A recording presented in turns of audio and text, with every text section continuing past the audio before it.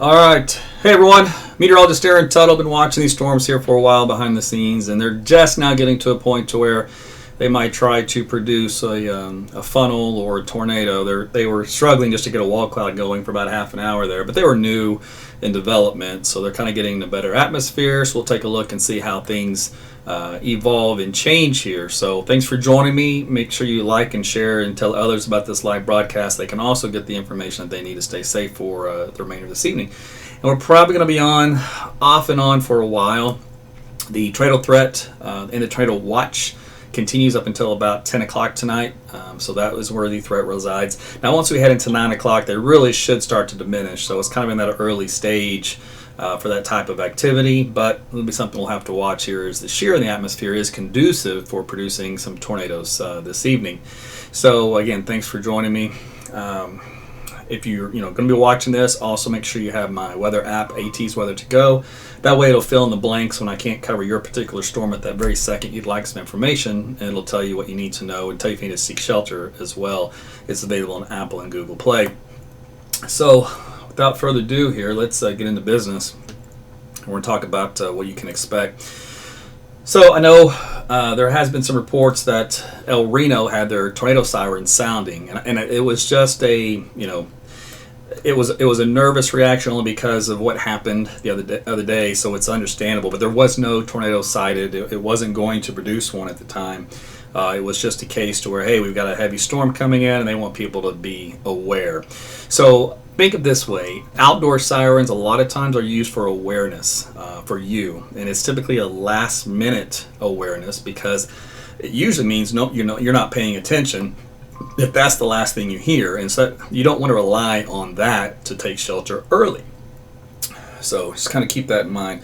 And also, sirens are sounded from each, principality as far as they have different rules. In other words, you might have an emergency management office issues them only for sighted tornadoes or only for tornado warnings, or if one of their people sees a tornado, or if a police sees one, or Joe Public calls in one. There's all kinds of different ways as to why they may sound a siren. Even straight damaging winds, they'll sound a siren. So there's no set protocol for everyone. So keep that in mind as well. Okay, so anyway, so here's a look at the storm in Reno with all that said and done. And there is some very weak circulation within this developing hook echo region, and that's going to look like this on the velocity data. So extremely weak, but needless to say, it is starting to take shape and starting to become better organized, and as a result, it's going to start to move more to the right versus more of a northerly fashion. In other words, the mesocyclone is getting stronger to where it become what we call a right mover. So that's kind of a precursor to potential tornadic development. And when you get a tornado that does develop at that time, usually they stay more of a eastward course. So just to let you know about that. Okay, so what we're going to do is we'll show you where the circulation tracks are, just like we did the other day, and we'll take it street by street, intersection by intersection. It's going to help you if you take this broadcast and you blow it up onto your large television. So in other words, you can watch this in HD quality. You can either go directly through my YouTube page. You can get that through my app or through my website, or just go to YouTube itself and search my name. It's youtube.com/Aaron Tuttle OK. So you can pull that up full screen, or you can just watch it through Facebook, and you can Chromecast it, Mirrorcast. There's various ways to get this off your mobile device and where you can see things a lot better. So I'm trying to tell you.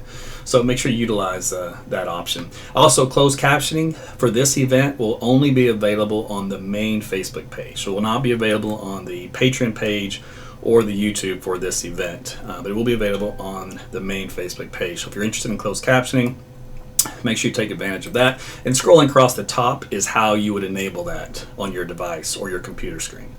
Okay, so let's take a look also at the storm up here north. This is around northwest of Okarche, so just a thunderstorm. There's no rotation with this that's anything concerning right now. Kingfisher, you're probably going to get a little bit of hail out of it though, as these storms are slowly starting to increase in that fashion. So these will be some hail producers, but the one south of it is definitely the stronger of the two, and that's the one heading on the north side and the west side of Reno right now, right up 81. And there's some pockets of purple in here, and purple correlates to large hail, which is typically golf ball size in most cases. And we can take a look at that with some of the other algorithms. Let's see here and see if it's melting or not. And I'll take a look at that here real quick. And no. So the correlation to this, it's not melting small hail giving the bright reflectivities, it's actually the larger hail stones that's in play here. Let's see. And I'll see if I can't look at it from this viewpoint. Yeah, I can.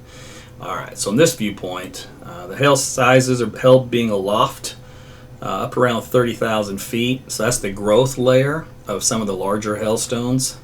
So this storm is healthy in that regard. So that's what I'm talking about, these little purple areas. This is 30,000 feet on the vertical slice. And these will be held up aloft for a while. Then once they grow too large for the updraft, they'll come back down. And that's where you're going to get your large hail at the surface. And these will be larger than golf balls, probably 2 inches in diameter, maybe 2 1/4. We'll see. It depends on how long they stay aloft. But the potential there is for some large hail today, is what I'm trying to tell you. Okay, so that's the latest look right there. So, like I mentioned for you guys in El Reno, the really broad, weak circulation of this is southwest of town on South Childs Road and Smith Road. That's the intersection of where this wall cloud would be, developing, and it's not all that impressive right now, but that's where that's be located.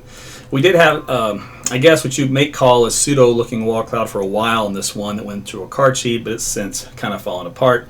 So your kind of main deal here is going to be, flash flooding again, unfortunately. You don't seem to have any massive hail with this. Let me take a look at it upstairs, and we'll verify that real quick. Yeah, this storm is a lot shorter in height. It's about 40,000 feet. So it's not as strong as the El Reno storm. Now there's one small hail core here around 20,000 feet. Not quite to the growth layer, though, for very large hail. But you're definitely getting some heavy rain out of that. So kingfisher, some flash flooding is in your near future with that particular storm. Okay, there are other storms in the state, by the way. We're going to take a look at those. If you guys up in Tulsa, you do have some showers and storms rolling through, but these are all just heavy rain makers. You might get some very small hail in them, but that's about all you're going to get with that.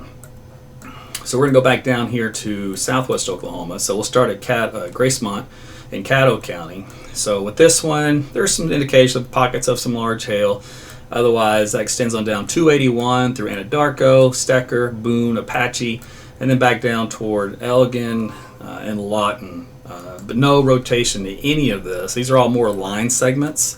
So when you see a line segment like this, it just indicates that it's not a supercellular structure. It's more of just pockets of hail, pockets of wind, and just some very heavy flash flooding. So that's a better outcome than a storm that's by itself in an environment by itself that could produce a tornado. So the best storm, as far as having any potential to do any type of wall cloud or funnel right now, is the one over the west side of El Reno. So that'll be the one that we'll watch carefully. And so that's why I'm on now, just for that. Otherwise, remember, I only track tornadoes when they're about to happen or when they're currently happening. And this was just a case where I'm looking at the live shots, and there was a little bit of a ragged wall cloud structure trying to take shape, and it started to lolook a little more healthy on the radar. So I said, all right, let's go ahead and get on here and cut in. I may have to, sign off if nothing happens with this, but again, since it being over El Reno, it'd be good just to go ahead and cover it for a while. Let's see here. And on my coverage, there will be times where I'm quiet and it's either multitasking or I'm thinking about something that I'm seeing. And so I've got to process something. Okay, so my guys are in El Reno. And they're going to go live as soon as something happens.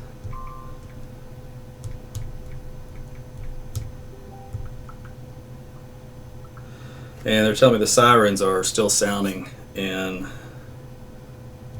El Reno.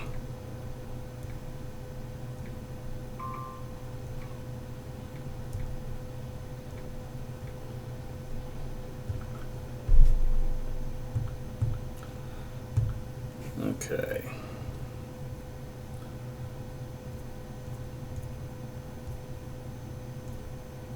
By the way, you can subscribe to my YouTube channel and tap what they call tap the bell to get notifications. That way you'll know when I go live.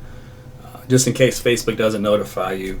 YouTube right now has a tendency to notify everyone who's subscribed to a particular channel. So Facebook is weird. It has algorithms that tries to figure out if you're even interested in it. So that's kind of a deal there. All right, so again, we're looking at El Reno as far as the strongest storm is concerned. And let's take a look here at the high-res radar with this. We used the high-resolution terminal Doppler weather radar the other day to track this developing tornado and also the one that went through downtown for Oklahoma City. So it's a very good radar that can get very fine resolution data, and it's updated minute by minute by minute. So very quick updates, which is what you need if you're going to track a tornado street by street.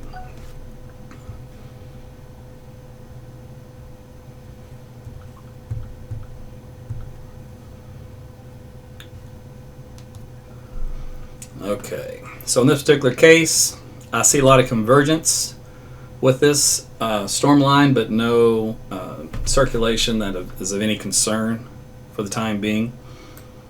So you get some velocity data, some garbled data here, and that's likely due to a hail core in this region. Let's see, so we'll go back to the next red site. Take a look at that. Same kind of principle here. Nothing that screams anything out of the ordinary, other than just the fact we're getting some hail. Let's see here. Hail size is still manageable. These little purple areas.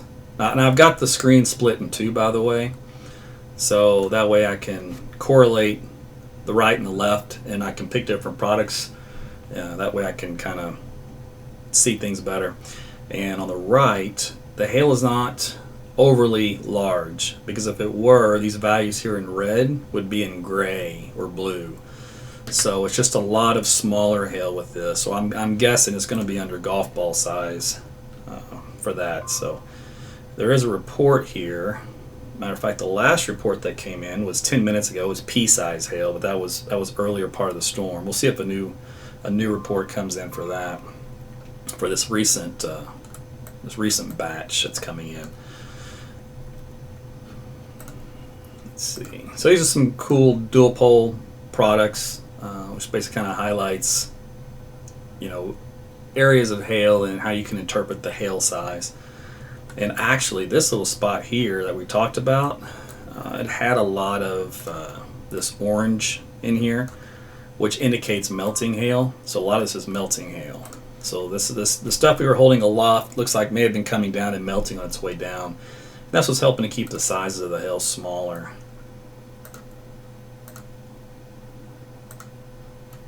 Let's see.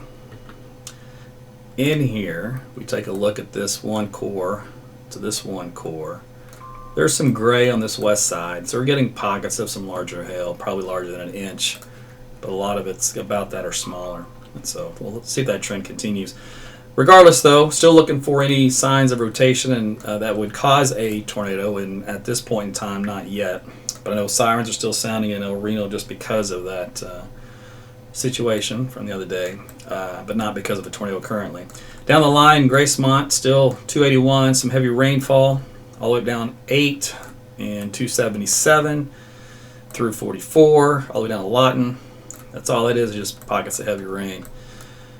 So we'll watch this El Reno storm here for a little bit longer, and if nothing comes of it, and if it weakens in its structure, then I might sign off for a while, because there won't really be anything else to tell you.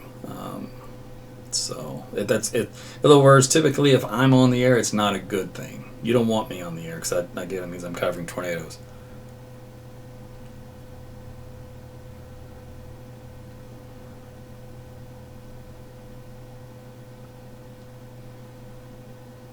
Alright, so on that little core here, we saw some of those little gray areas mixed in. They did get a report of golf ball size hail amongst the 1 inch size hail sizes. The biggest one then will be around Memorial Road and North Evans Road. That's where that little intersection is, east to Manning Road. So North Manning Road and Evans Road right along Memorial. So that'd be your largest hailstones coming out of this storm in El Reno. That's what you call the hail core. Alright, let's take a look at this one here. Still convergence. So convergence is where you have winds coming toward the storm, and the outflow winds going away from the storm. So it's a convergence line, but it's not a rotation line. So you'd need a better hook to form, and then you can have winds that come in this fashion and winds that go out in this fashion with more of a spin curl to them. But when they're straight perpendicular, that's not a conducive environment for tornado development. So this storm is nowhere near producing a tornado is what I'm trying to tell you. Okay, let's see. I can show you the wind field though for today is conducive for tornadoes, just in the directional shear. Speed shear is just a tad bit weak. It's around 25 knots here at 4,000 to 6,000 feet. So it really should be up around 35 knots in this area. So just a little weakness in the speed, but the directional shear is there. We go from kind of a south-southeast surface wind up to a southwest wind just over a course of about 5,000 to 6,000 feet. So that's plenty of turning in the atmosphere, and wind speeds aloft are significant enough to kind of help to exhaust the air upstairs and allow the storm to grow.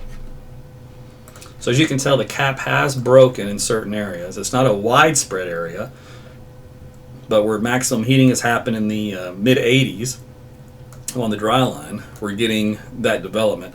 And I can show you what that looks like. Let's take a look here.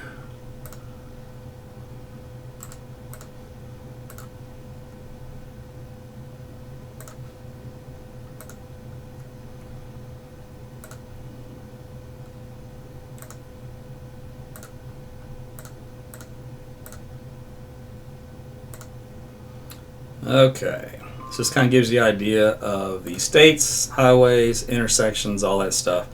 So basically here's Oklahoma City, and here's Tulsa. The dry line is situated right out here. So the dry line is what's triggering these storms with subtle forcing, which is basically just caused from daytime heating breaking the cap. As I put this into motion, you can see how we go from partly cloudy skies out here along the area of influence to just storms erupting along certain regions. So not every area along the dry line is breaking. Like they're having a tough time down here south of the border, and it's having a tough time up here north of the border. So this favorite spot, which is what some of those models hinted on that we talked about last night and for lunchtime today in your weather update, was to get some activity here in central Oklahoma. It looks like that's what's been happening. Now I do notice there's been some significant, by the way, let me do a storm track on this for you. Let's see, let's update this one. So Piedmont's going to be coming in around 6:10. The wording on this is 2-inch size hail and 70-mile-per-hour winds are possible with this severe thunderstorm warning here for Canadian County. Moving northeast at 30. So again, that'll be Piedmont at 6:10, and then Edmond will be just a few minutes after that in Deer Creek. So that takes us to the next 20 minutes or so. The one up here in Kingfish, like I said, continues to weaken. That's kind of moving on a northeastward track. That'll take it to Cimarron City and Crescent at 6:12 and 6:15, or whatever's left of it.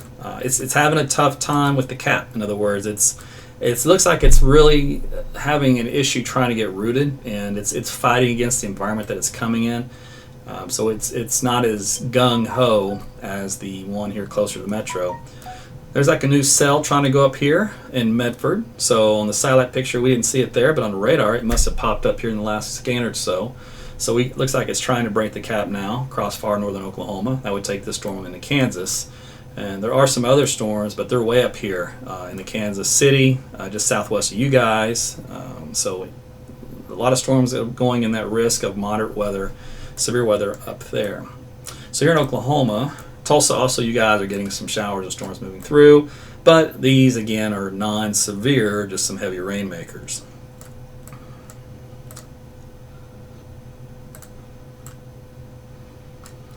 So some hail reports are coming out of this finally. Let's take a look at those. Radar's estimating up to 2-inch size hail, but let's see. This one's got golf ball size hail north of El Reno, and there was another one here. Let's see, is that one going to show up? Just this one. Let's try that. 1.8 size hail. Let's get specific. Not 1.75, but 1.8.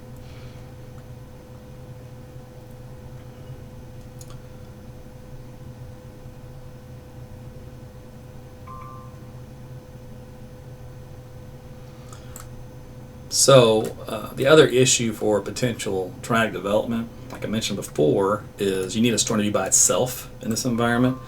And right now, this storm here coming in from Canadian County has got the best shot at that. And that'll be skirting through the northwest side of the Oklahoma City area, so again through Edmond and Deer Creek area.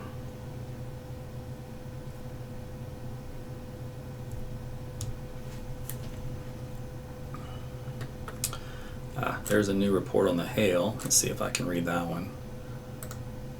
Let's turn this off. 1 inch size hail for that one. And then here's another one here, 1/2 inch size hail. So depending on where these reports are coming and located with the bigger hail cores, the hail size is going to be quite variable within this particular storm. Let's take a look at that again. First off, the wind speed isn't all that impressive. So as far as anything rotation wise, still it's a general convergence region. Let's do this. Okay.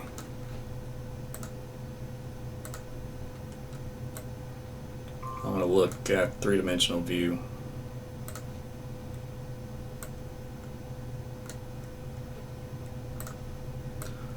And see the hail here. So there's a lot larger hail up around 20 to 30,000 feet. So this red line you see here at 22,000 feet is basically the freezing line, to where anything above this is going to grow some large hail. So you need the updrafts to really get that hail a little taller to get some of that monster size hail. And right now it's either staying just below it or it's on its way down. Let's take a look.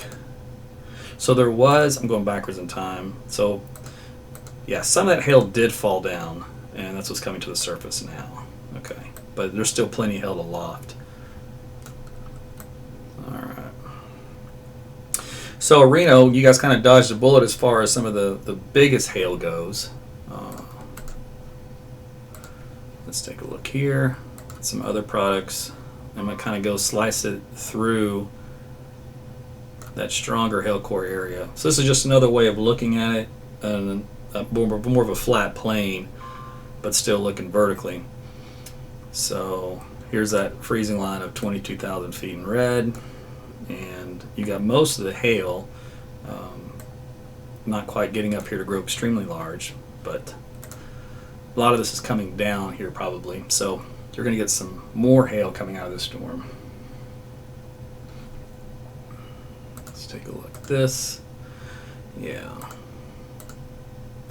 So what happens is in this KDP product, where you see it, there's no data at all, that indicates the presence of very large hail.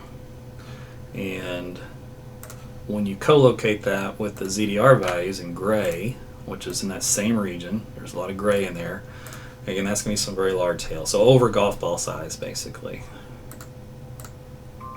All right. But I know you guys aren't interested in hail, you're interested in tornadoes, so that's what we're going to still sit here and wait for. We'll see if anything changes. Let me look at how this thing has evolved in its path.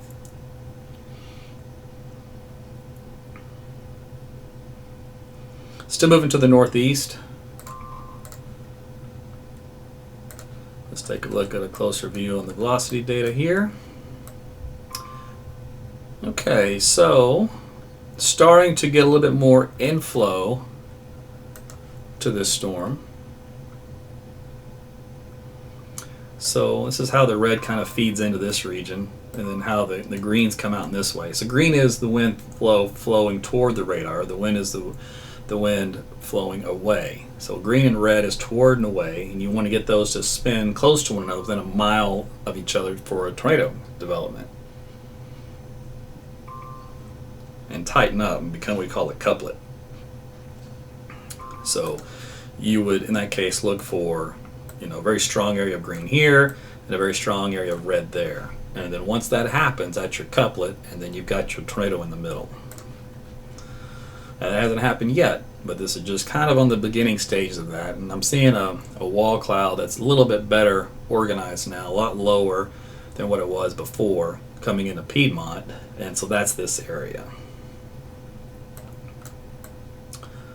Let's see, the environment is coming into, it's 81 over 70, which is 81 degrees over a dew point of 70. And tornadoes like to see dew points in the 70s. So we've got the instability, we've got plenty of moisture, we've got the heat.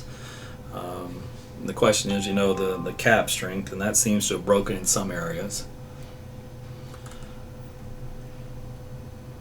And as we go into the evening, the low-level jet will kick in. So it's basically about 30. Let's go ahead and call it about an hour from now.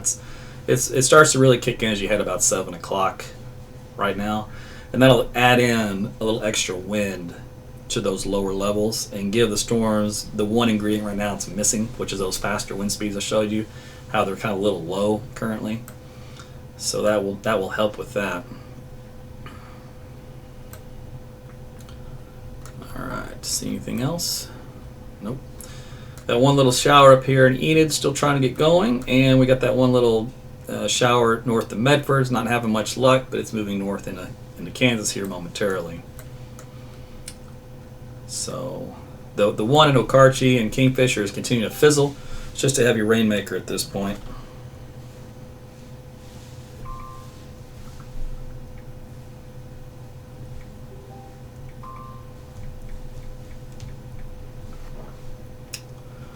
So my guys just sent me a picture of the wall cloud, so I just said, all right, get your stream going. Let's take a look.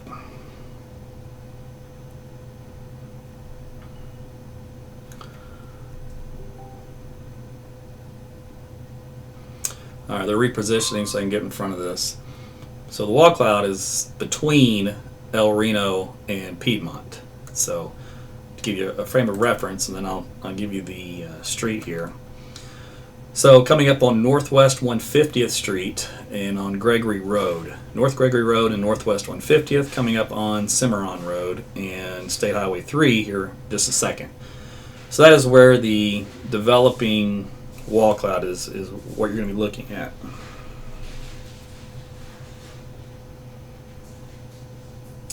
And it looks like from a report here in the field, it's just got a little slight rotation to it. So it's not overly fast. So it'd have to pick up a little bit more for tornado generation. The Weather Service did issue what they call a tornado tag with this. So what it means is still a severe thunderstorm warning, but in case it produces a quick developing tornado, they got a tag in the warning which says, a tornado is possible. So let's see if I can find that for you in the wording. Severe thunderstorm warning remains in effect for southeastern Kingfisher, northeastern Canadian counties. Storm located 6 miles east of Concho, moving northeast at 30. 2-inch size hail, 70-mile-per-hour wind gusts. Let's see, we've got northwestern Oklahoma City, El Reno, Yukon, Piedmont, Cashin, and Richland. So here's the tag. I was like, I'm looking for the tag. It says remain alert for a possible tornado. Tornadoes can develop quickly from severe thunderstorms. So that is what you call a tornado tag. It just means it's a little extra wording in there to get your attention so that you're not waiting for an official tornado warning to take this storm serious. Okay, so they are going to issue a tornado warning then for Piedmont. They're going to go ahead and sound the sirens also. So just from the wall cloud coming in and this, like I said, the development of a little increase in speed in that region.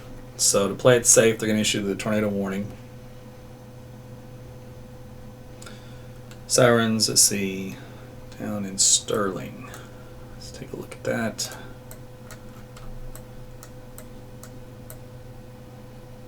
Okay. All right. So we'll focus here on this Piedmont storm. I'm going to split this again on a 2-panel.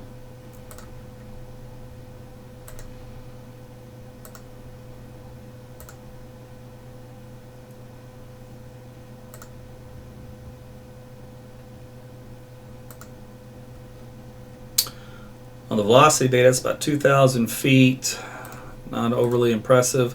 It's a lot better at 5,000 feet, and just a little bit better also at 3,000 feet. So the mesocyclone is trying to work its way down as far as the strength of the circulation. They are blowing the tornado sirens in Deer Creek as well. A very early preliminary announcement, but it's going to be next in line after Piedmont. Let's do an upgraded storm track on that, by the way.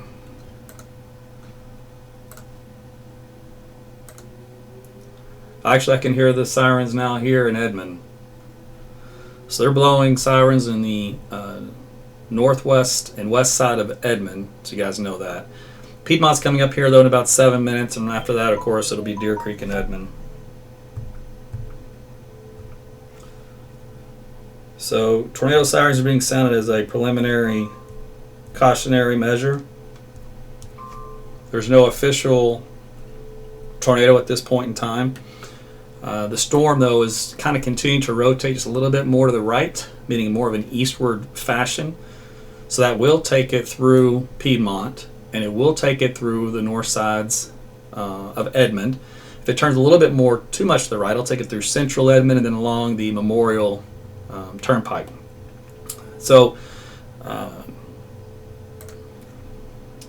we'll have to watch how this evolves, because usually when you get a tornado, it would start to move more in an eastward fashion in this environment for today.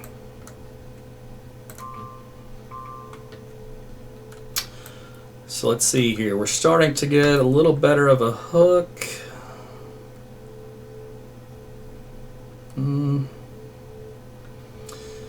Still, low level velocity is just not quite there. I'm going to look upstairs.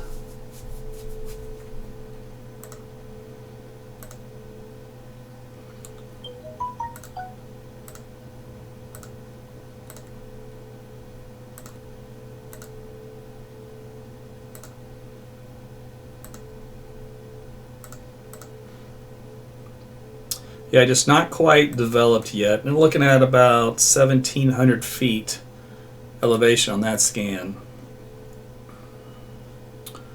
So let's hope it stays that way, but that's the current deal now. So northwest Oklahoma City is also having sirens. There's a lot of sirens sounding for this one storm here that's going to affect far northwest Oklahoma City, Piedmont, Deer Creek, western Edmond, all over the course of the next hour. No official tornado has happened. There hasn't even been a funnel.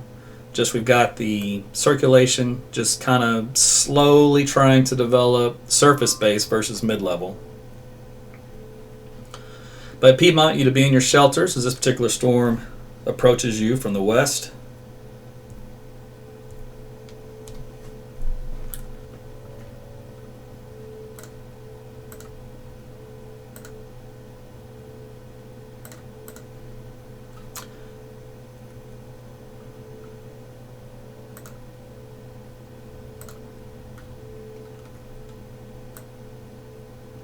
The latest on this, by the way, from the National Weather Service, a tornado warning for northwestern Oklahoma County and southwestern Logan and northeastern Canadian County until 6:45.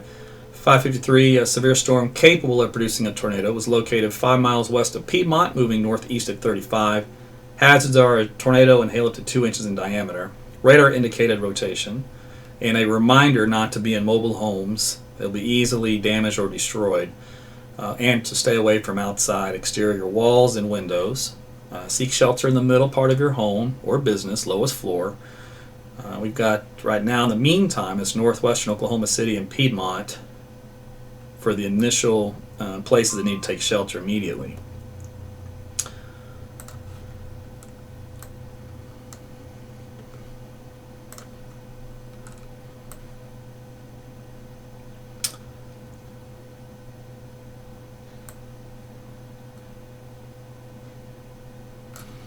All right, let's see if my guys are streaming yet. Not yet. Okay.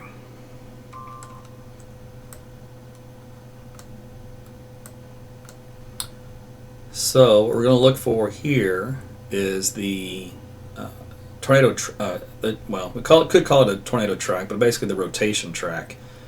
So we're going to watch for a path basically of them as a cyclone, and it would probably going to be something like this, just now starting in this area, southwest of Piedmont. So these areas of yellow and red will turn to red and white should a tornado happen, even some blue. And these are the measurements in basically meters per second of helicity, of basically spin at the lowest levels of the atmosphere. So I'm going to keep an eye on that, but it's just it's more of like a, what's it been doing, and here's the track of it. Let's see. So we do have an overshooting top as well on the satellite picture, which is right here. So an overshooting top is a precursor typically for, and a good indicator for a tornadic storm. Just means the cloud is extremely tall. Severe thunderstorm is very tall.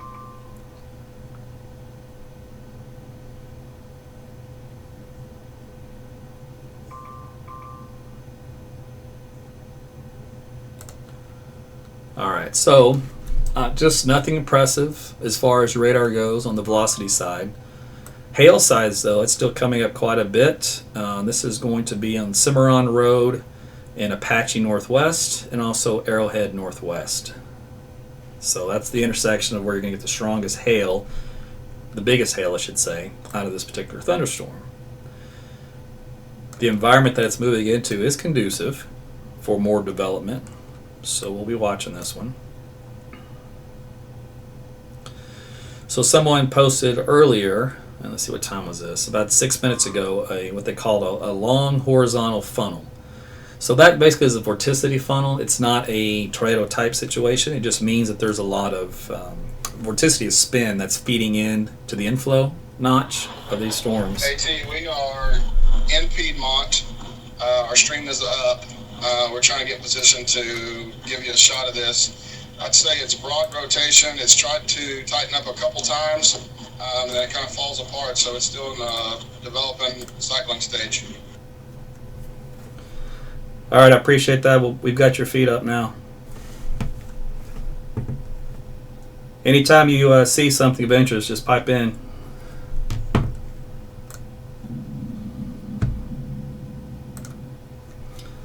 All right, so there's their feed as they head through the Piedmont area.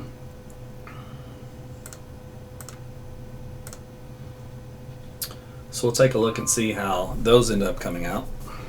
They're going to get in a better position to set up the shot as it comes in and point back to the wall cloud area.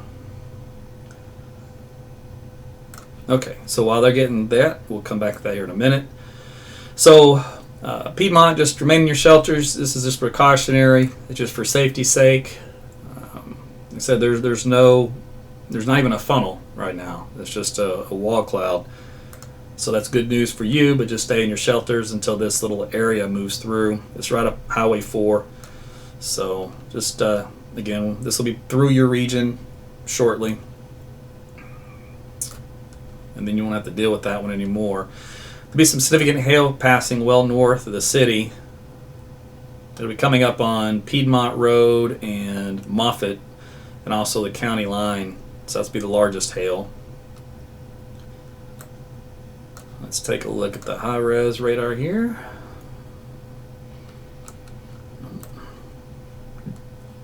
Okay.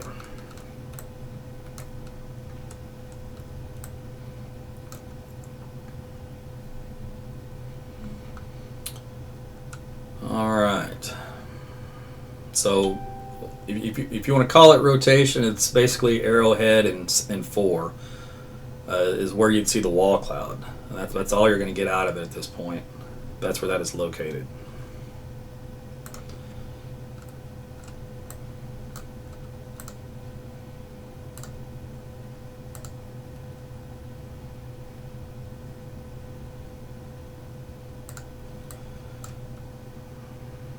Hail size is up to about 2.5 inches. So it's gotten quite a bit larger than before. So spectrum width, which shows the variance, the movement of particles, and this is where you're developing wall cloud is currently residing, and that's on Apache Road now and Piedmont Road, so just north of Arrowhead. So spectrum width product on the radar is very good at picking out turbulent areas of a storm, which in this particular case would be the variance in the movement of particles in different directions.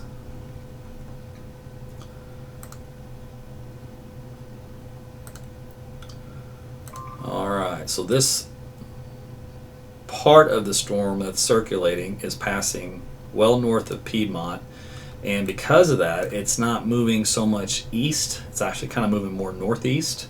So that means as far as Edmond goes, it's going to be pretty far west of you. It's basically going to be sniffing through Deer Creek and then crossing over the county line here for you guys south of Cashin and up towards Seward, unless this thing starts to move more on an eastward course.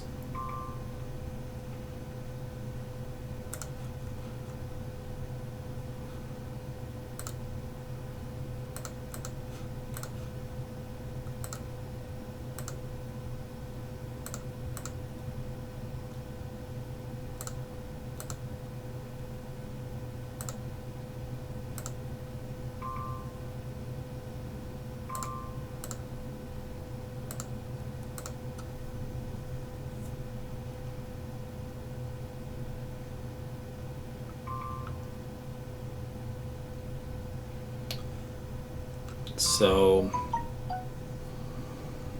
we're going to have to see if this storm even maintains this original wall cloud. So on my weather app, just so you kind of know how this works, I just got an alert on my screen, and it's got a purple arrow on it, which if you tap the purple arrow, it'll say meso, stands for mesocyclone. It'll tell you the hail size, which is 3 inches in diameter. This is going to be on the map base, so if I were to show you this, it would kind of look like that. So I'm just touching the box here, and if I touch the white box, then it'll give me a list of, I don't know if you can see on here, but basically a list of cities and the time of arrival. So that's how that works. But the wording on this, when I go to the safety net menu, just says dangerous storm approaching with a BTI of 4.9. So the BTI is a tornado threat indicator. So when you get into the middle values, 4, 5, or 6, pay very close attention. You need to be on it. If it goes to a 7, you need to hit the shelter. If it's 8, 9, or 10, it's basically ramping up to a tornado at that point. So it's one of those guaranteed things once you get to 9 and 10. So it's kind of just a way to kind of give you information so you can act appropriately. So that's how that app works. It's called AT's Weather to Go. So in other words, I'm in the path of the tornado, just to let you know, as far as the storm goes. So what I would be doing normally right now is what I'm doing currently, which is looking at radar, of course. And then I would have my game plan in the back of my head as to where I would go, how many critters I got to collect, anything I need to take with me to the storm shelter or to the location that you want to seek shelter in of your home. That typically is a bathroom or a closet or under a staircase. It's away from all outside walls and windows. Never in a garage, unless you've got a storm shelter built in the garage, and that's okay. And never upstairs. Always going to be downstairs. If it's an apartment, it's downstairs. I don't care how many floors it has, go to the lowest one. Meet your neighbor for the first time. Trust me, they'll let you in. Okay. So the velocity data is starting to pick up in this area, but I got to be careful because sometimes you can get some garbled data that's not completely accurate. So you have to kind of wait for a trend to develop. And typically when it's all one color, one direction with colors that are mixed, it's a little too much variance, and so the radar has a hard time separating the colors. And it usually clears up the next scan. We can look at the next rad radar, kind of just says the same thing as before, which is just more of a convergence area for this versus a good strong rotation area. Now there is a new area of rotation coming into west of Piedmont. Very, very weak. It's Longview Drive and Washington Avenue. So this could be the developments of a new wall cloud trying to develop in this area. But it's so far away from being something of concern, but it would be making its way back over the Piedmont area. So if you're in Piedmont, you still may want to stay in your shelters, even though this first region kind of moved to your north and east. You might have a secondary region moving through. So until the back end of the storm has cleared, you just stay in your shelters for that.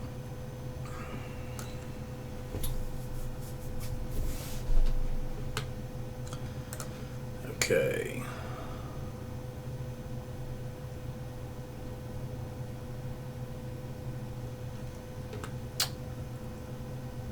All right, let's see. Got their live stream still up. Looks like it froze a little bit.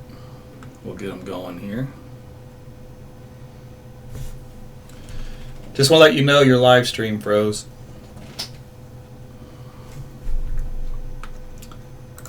Okay.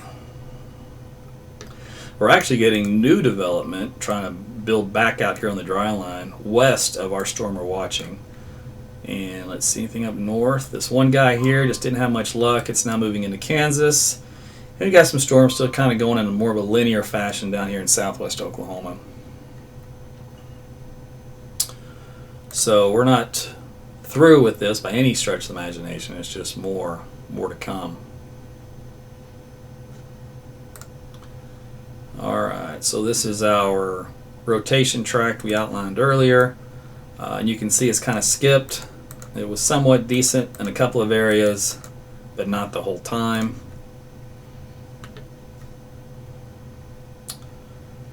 Alright, what else we got? Okay, still wait for them.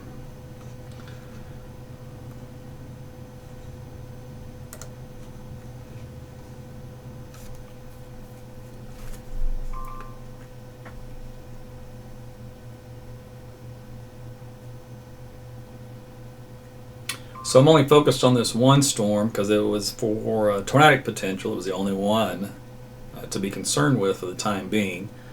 And it's going over a highly populated area. If I expand this outward,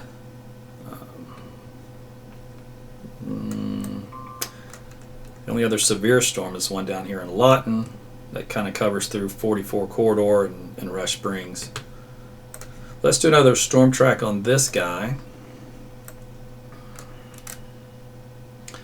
And I'll track the old circulation feature with that, and we still had it moving northeast at 35. By the way, they just issued a severe storm for this, the northern fringe of it. So let's get a plot on that one. So that's Guthrie at 639, Meridian at 652, and Langston at 656. So over the next 30 minutes or so, that's where this particular storm is going to track. And that's for, you're going to get mainly the hail core with that. The tornado part, which would be the southern end, pick a different color here. Southern end of the tornado part would be on the southern fringe of this box outline. And unless it moves more to the right, it would skip over Edmond and maybe just clip north of them up toward the county line road.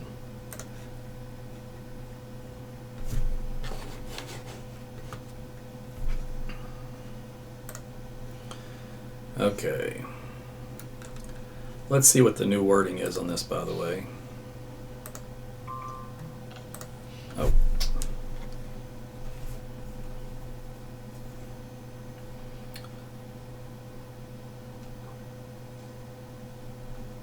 Okay.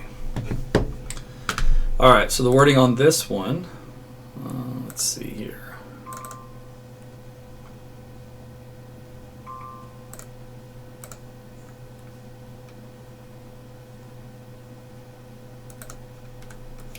Let's go to this other one. That one's not playing nice. Okay.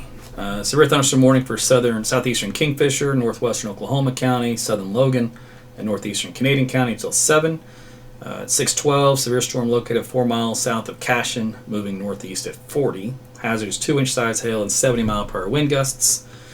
So there'll be some damage to anything outdoors, people, animals, roof, siding, windows, vehicles, tree damage, Mobile homes, roofs, outbuildings, locations: Guthrie, Piedmont, Cashin, Cedar Valley, Cimarron City, Meridian, Navina, and Seward. So it has the tornado tag on it, which means remain alert for a possible tornado. Tornadoes can develop quickly from severe storms.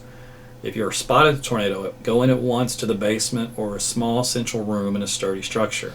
Now, I know a lot of you don't have basements here in Oklahoma, so you basically go to the center part of your home. And you do not need to be in a mobile home for this, by the way, ever, for any tornado, under any circumstance. All right, taking a look at that here in a second. Okay. It's the only storm of any potential, and remember, all it is potential. There's nothing guaranteed in the short term with this.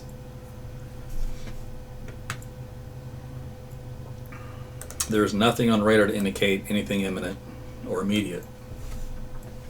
Again, I'm broadcasting live and using closed captioning on the main Facebook page, which is facebook.com/atsweather. Currently not broadcasting closed captioning on YouTube or the closed group Facebook page. So if you need closed captioning, you'll need to watch on the main page.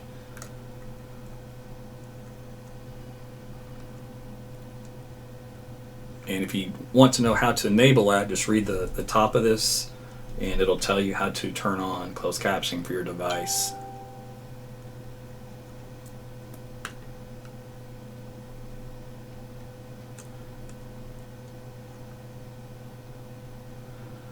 Watching the shots from the helicopters across the TV stations is just nothing impressive right now. Just a lot of ragged scud, updrafts. This storm's going to have to really change its look to be able to do that. So the hail sizes have really not been that impressive the last several minutes compared to what they were before overall. So I think a lot of those have come down. Basically, we kind of dropped, I think, a lot of the larger hail a few moments ago. Let's take a look at the vertical.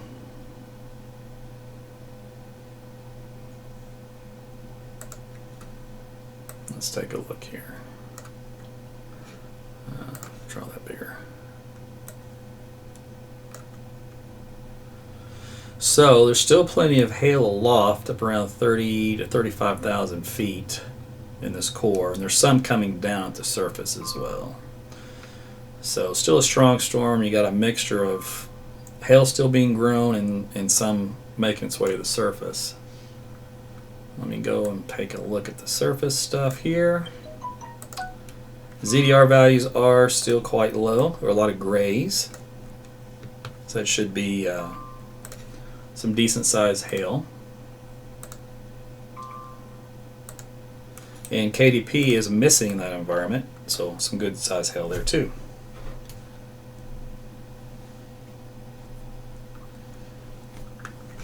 Alright. So I was looking at this region on the west side for the largest hail, which is around East Road 880 and Shelby Lane, just west of County Line Road. So this is north and north of Azalea Lane.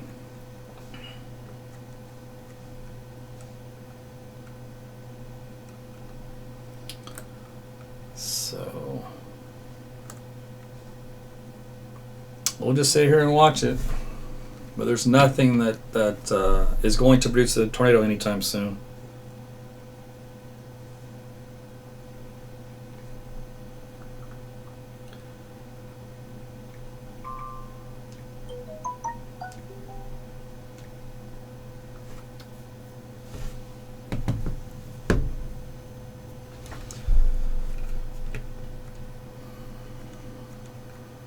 So what you have is basically a big convergence line, which is a lot of RFD, rear flank winds coming down. So there's nothing that's rotating at any substantial level to produce a tornado. There's that little weak circulation area north of Piedmont that we talked about before. It's moving through. So you'll get a little lowering with that. And that's it so far.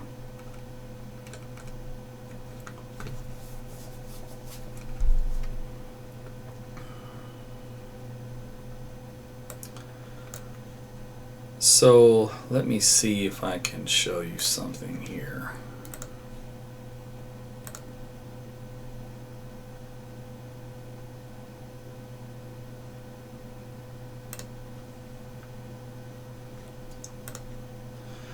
Wind speeds in this, I haven't really talked about the wind potential, but there's a lot of damaging wind potential. There's 67, 68 miles per hour. There's 70 coming in around Cashin just from the downdrafts.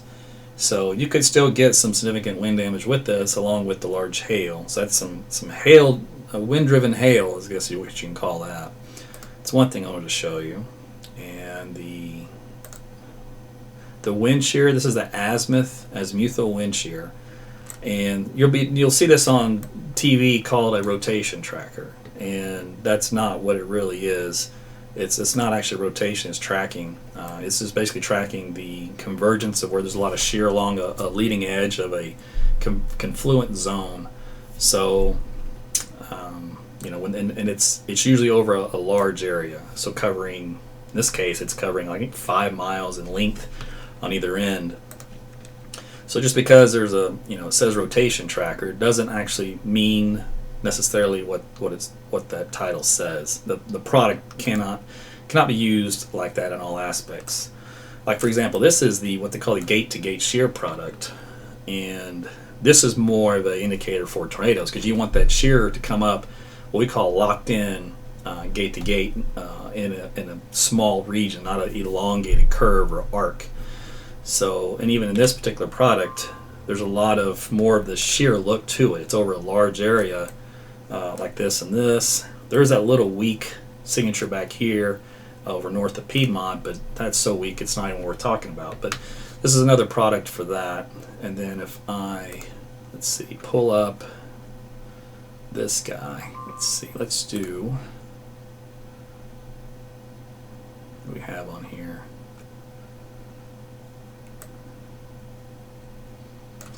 So there's a low-level shear product I can pull up on this. Let's take a look at that.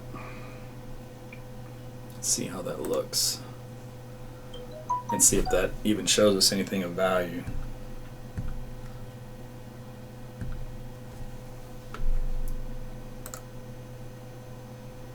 And that didn't even have anything. Let's go to this next one. So this is the rotation tracks low level. So this is where we kind of use that other product I showed you on that website, and it's kind of picking the hot zone like this, and this is what was left of that old mesocyclone that had the wall cloud with it, and so this is the track of that. So kind of give you an idea, we're calling this rotation tracks, but as you notice, we're not referring to a tornado because a tornado didn't happen, and this is the lowest level. So what we're tracking is a mesocyclone. Now, what's a better correlation with this, or should be with this, is the hail. So let's take a look at that. So we'll do a hail track of, let's see, 30 minutes, there's an hour. So the hail track of the hour, as you noticed, was right here, where we had the mesoscale rotation track, and even points north and west. So on a mesocyclone storm, you have your lift area that pulls everything up. You get large hail that rotates around that region, and then it kicks all the other hail out on the backside like an exhaust fan. And so all that large hail then comes up and then falls back behind that region. Let's see, what else we have? Severe hail probability, 22%, 21%. Let's see, it's just updated up here. That's 55% probability of large hail coming into Cashin. Let's see what else we got.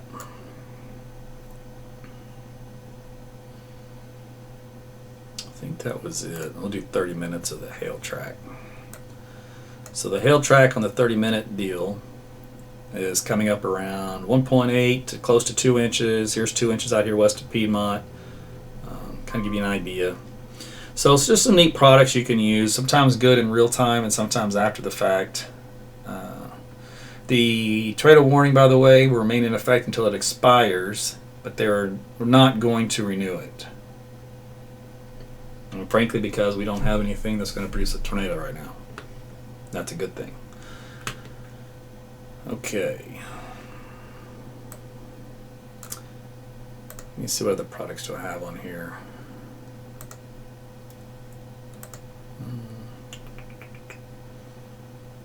Oh, we could look at precipitation amount. So we've seen around 2 inches of, wait, did I just update? Hold on, it's going to reload.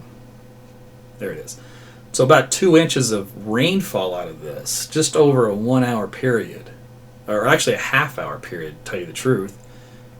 So when you look at how fast that comes down, you can do a 1 hour, let's do a precip rate. Let's just see what that looks like. Let it update here. So a precip rate for this storm is, and this is why you get flash flooding, is 2 inches an hour precipitation rate. That's crazy. So that's how you end up with flash flooding really quickly. All right, so I'm going to put this back on the, I'm going to do the rotation tracks again after I look at the shear, see if any of the shear shows up.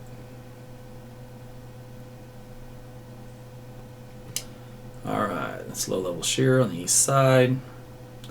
So this would begin your rotation tracker product, the stuff you see elsewhere, and it's very elongated and not indicative of a tornado in this case, just indicative of the winds in a confluent zone that are going in different directions or coming together very quickly and causing a change in direction and speed.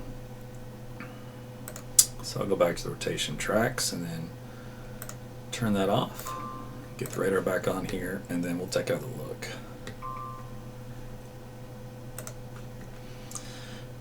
Alrighty, so this storm has really just gone to looking like junk very quickly.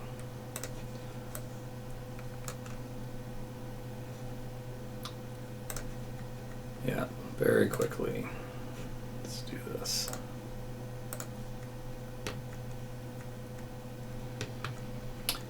So the guys out there chasing, they've got two providers, Verizon and AT&T, and neither one are playing nice.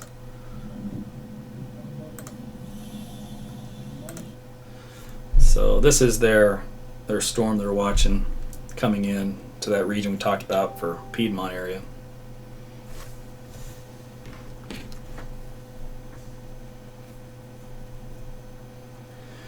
Hey Brandon, do you have anything to report? I'm watching you live right now.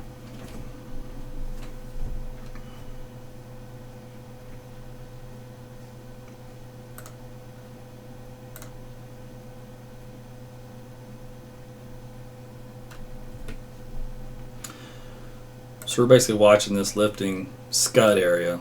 They're probably underneath what was left of the mesocyclone. So they're basically right underneath it.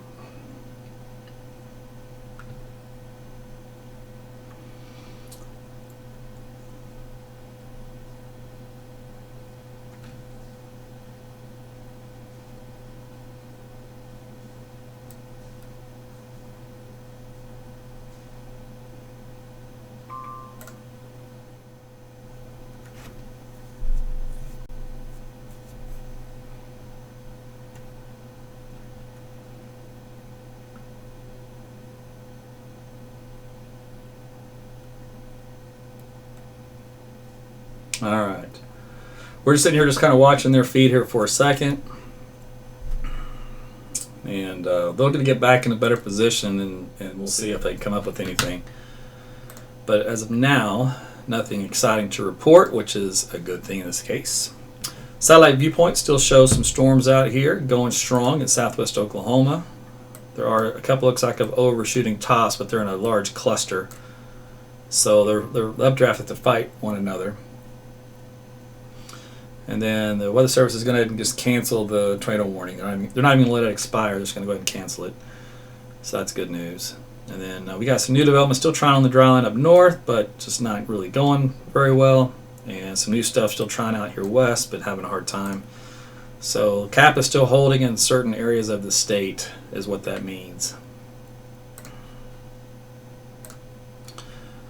All right, so this tornado warning is going to expire. Like I said, the storm is kind of gone to pieces. It's what's left of a hail producer that hasn't already come down, which should here momentarily, and it's going to have to undergo a massive reorganization to pose any threat for a tornado. And then down here in southwest Oklahoma, we just had this linear approach along 44 south of Chickasha. And with this, you're going to get pockets of wind and some hail.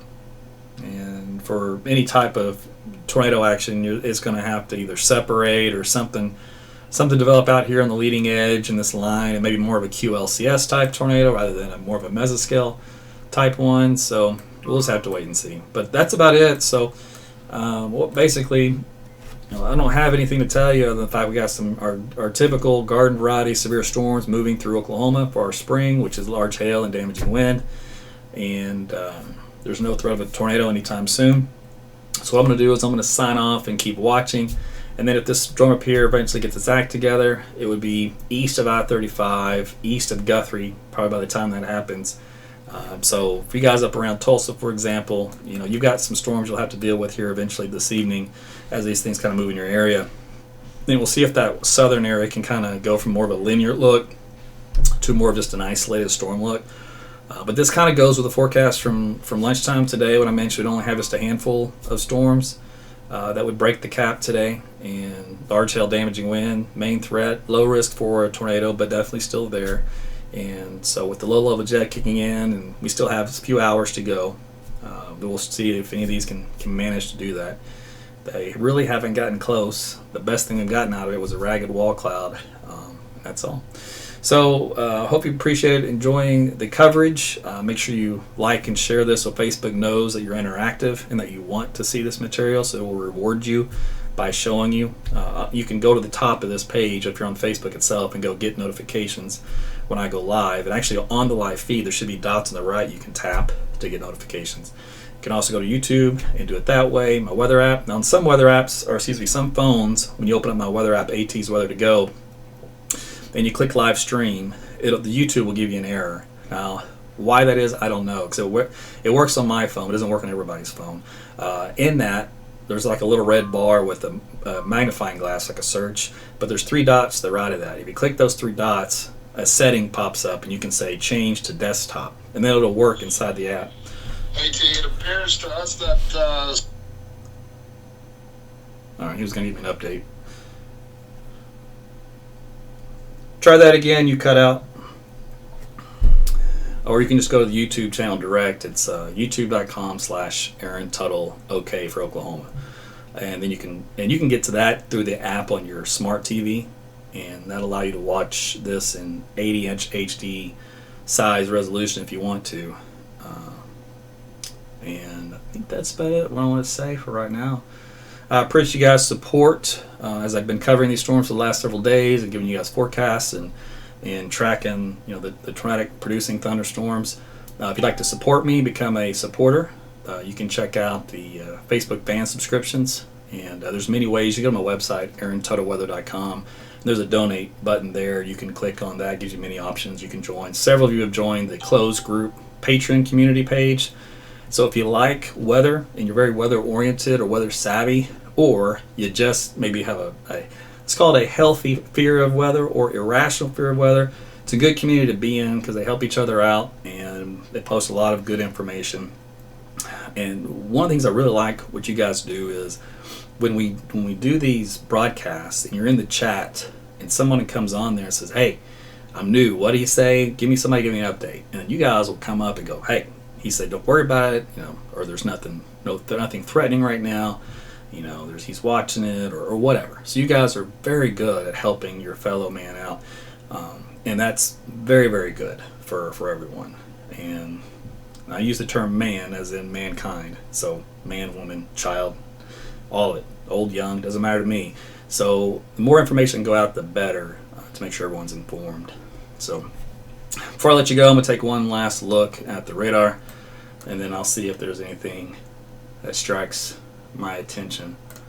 And then if not, then I'm going to cut you loose and kind of keep an eye on things, and which means I'll probably be back on later. It's just I have to see something happen. So on this one that's coming into North Edmond, it's still a confluence zone in this region over a 4 to 5 mile area. So it's nothing that's rotating hard. And I'm looking at the helicopter shots, and it looks worse than it is. I mean, it looks like a really good, lowering. We are eastbound on Simpson Road in far North Edmond. We're staying right here with it. It tries to tighten up from time to time and strengthen, and then it gets broadened back out and kind of ragged. We're going to stay right here with it, and I'll be back with you if anything develops. Roger that. So he kind of said the same thing I was mentioning. It's just been real ragged, and it's just not quite organized. Doesn't mean it can't. It's just current for the time being. It's not there, and it's a deal where I can sit here and just watch it in silence with you and wait to see if something happens or just come back on. So I'm in that weird state of, do I just let it go and come back on, or just sit here and watch a thunderstorm. A lot of hail reports down here in southwest Oklahoma, and a lot of guys gotten pummeled down here with 1 inch to 1.75, so up to golf ball size hail in that area. The big hail, though, now over 2 inches in diameter, is southwest of Rush Springs. Nothing traumatic in any of this mess. Let's see.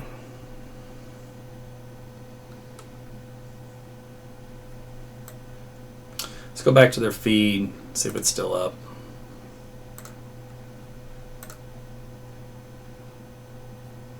May have lost it. Let me do a refresh.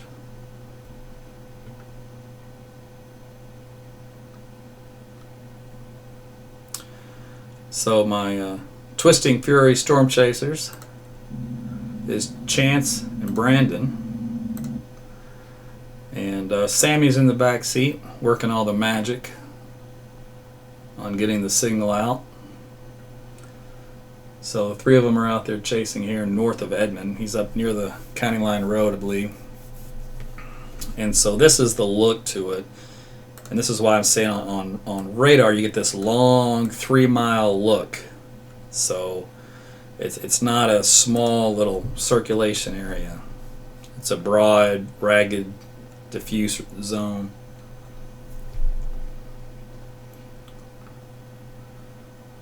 But on those helicopter shots, they zoom way in, you really can't see all that, so you don't get the full picture of the disorganized look to it.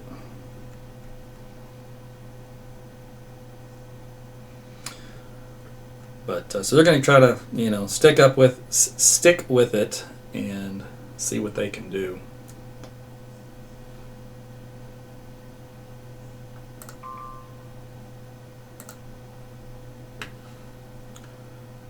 Okay, so this is in that little spot. They're south of Seward here, by the way. I believe they're probably close to Waterloo and Santa Fe.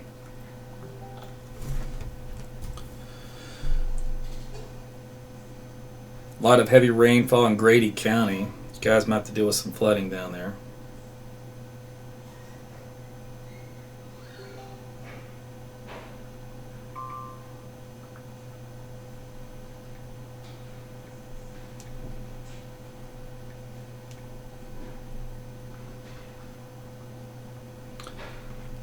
Let's see here.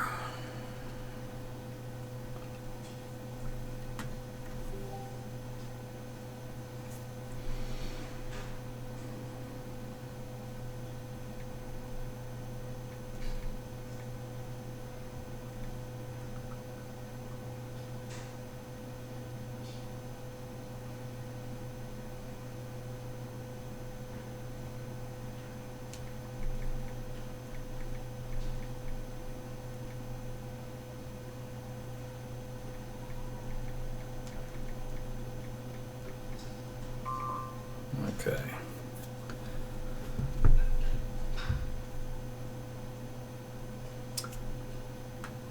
Yeah, they're getting just pummeled down there in Grady County. Okay, let's see here. Anything new? Just nothing on radar. Try this one. No. Okay.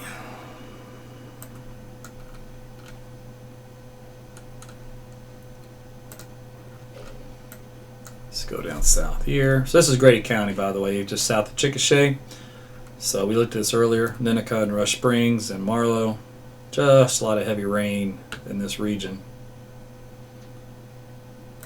Let me see what this guy will show us.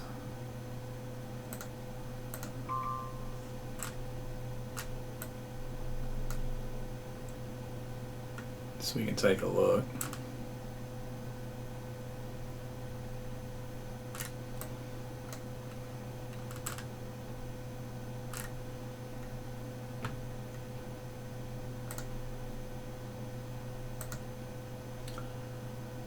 Let's do a 3-hour rainfall rate, or rainfall total estimate, and see.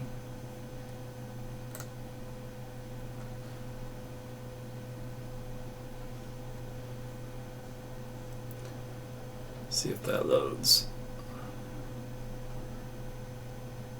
Oh, there it is. Okay. 2 inches, 2.5. Well, that's not accurate. That's a little behind. It's a little bit late. Alright, we'll go a different route. Let's do this.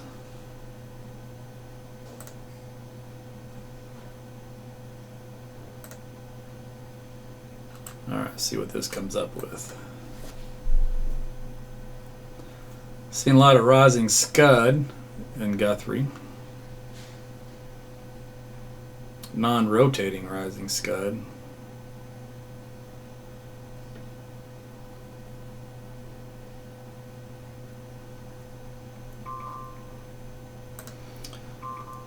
Let's go back up here and look. The only little weak area of circulation is coming in the southwest side of town, this little spot right here. And that's going to be over Academy Road and West Prairie Grove Road, coming up on Cottonwood Creek Stream. So basically about 1.5 miles southwest of town.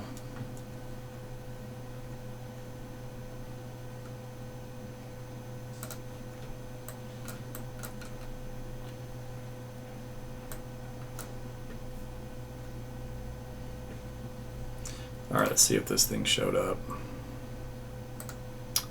What do we got here?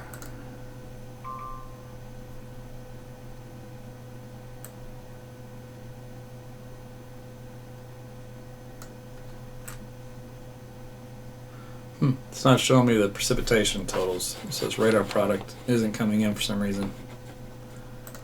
Alright, no big deal. We'll just skip it.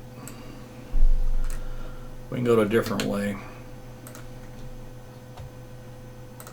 Let's see. So they're driving basically into Guthrie right now. So they're going through Seward and up into Guthrie. So they're kind of behind it. So they're trying to get out ahead. Let's give them an update on that.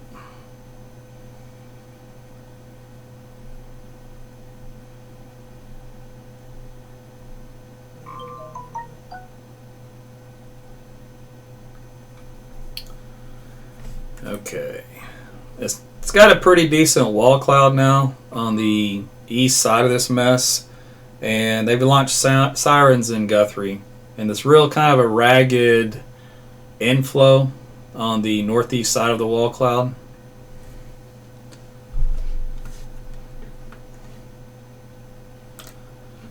Alright, I'll see if they can get in a better position.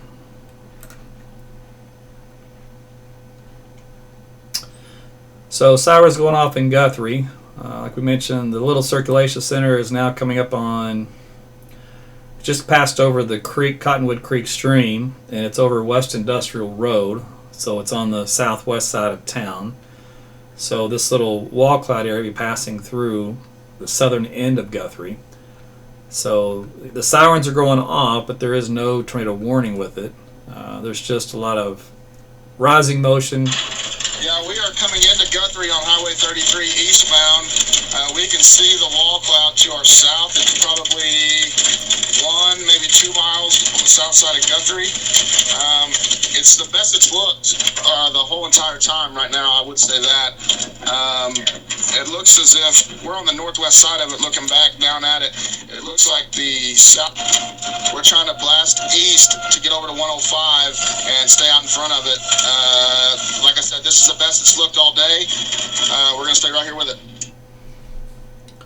All right, thanks, Brandon and Chance and Sammy.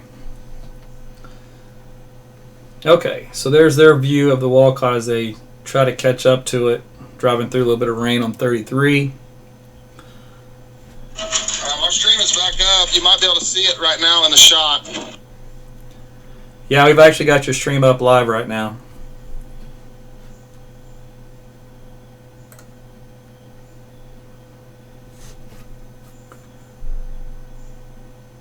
So that's a look at the wall cloud here that's coming through the south side of Guthrie.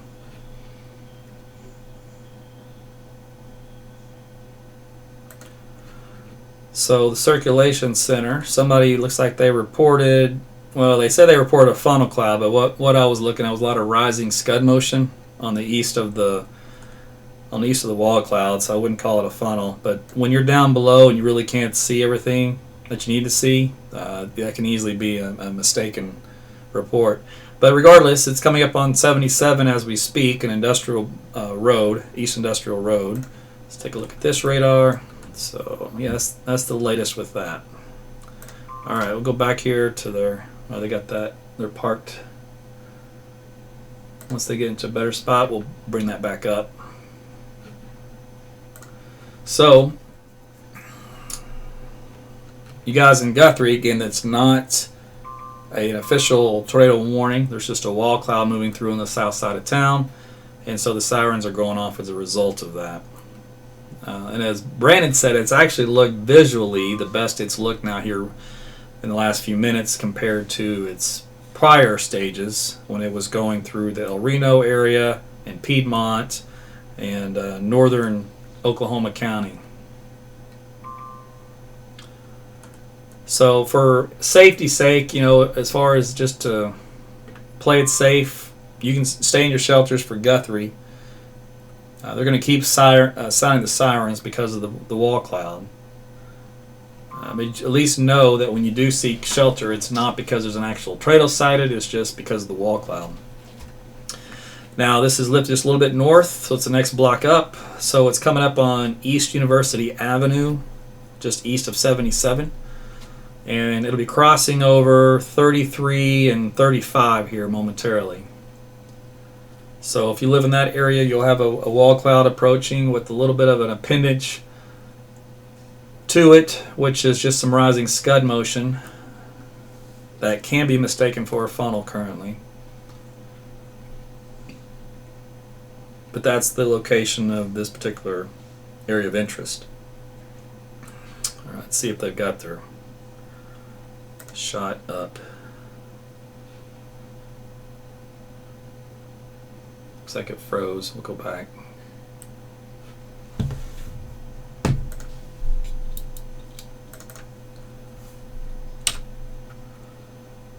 Okay.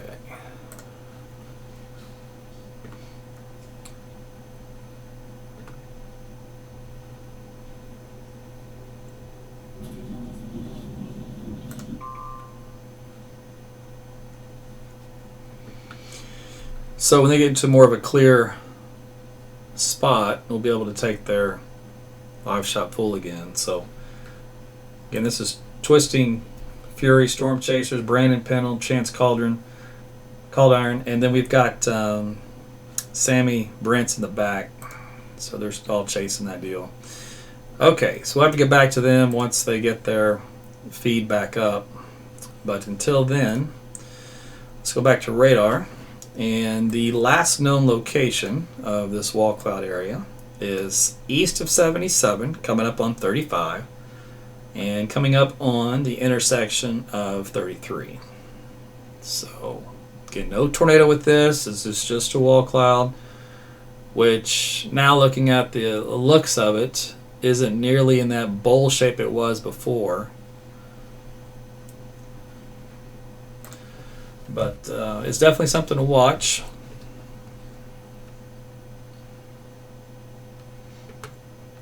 Okay, AJ, we finally got all the way through Guthrie. We're at I-35 and Highway 33. We are right underneath the wall.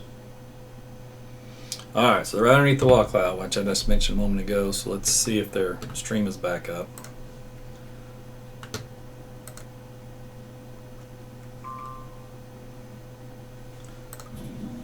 I think your feed is still not up yet.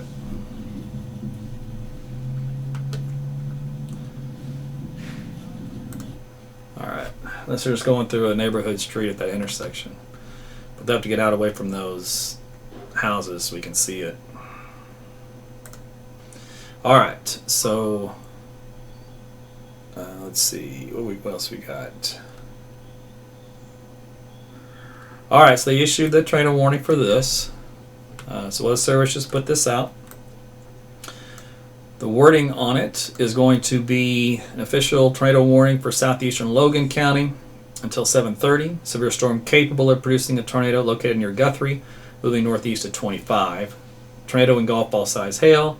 Radar indicated rotation. Guthrie, Langston, Coil, and Meridian in the path. Also includes Interstate 35 between mile markers 151 and 162. So you need to take shelter if you live in this area, and definitely not in a mobile home. So the sirens will continue to sound for this storm in case it produces. I think the feed's coming back up right now.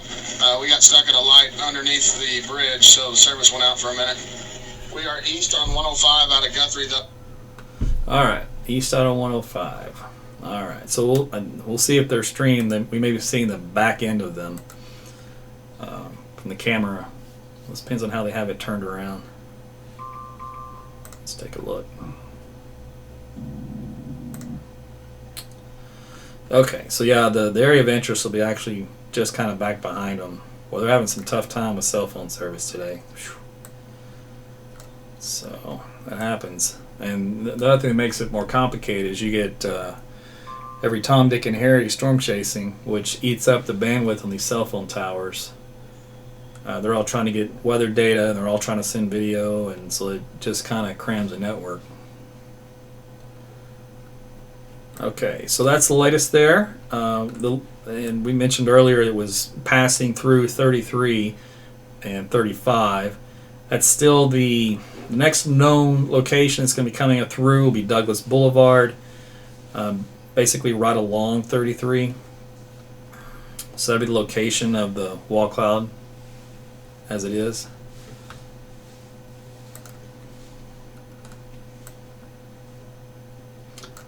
But still nothing on radar that has intensified to the point of tornado genesis that I can see.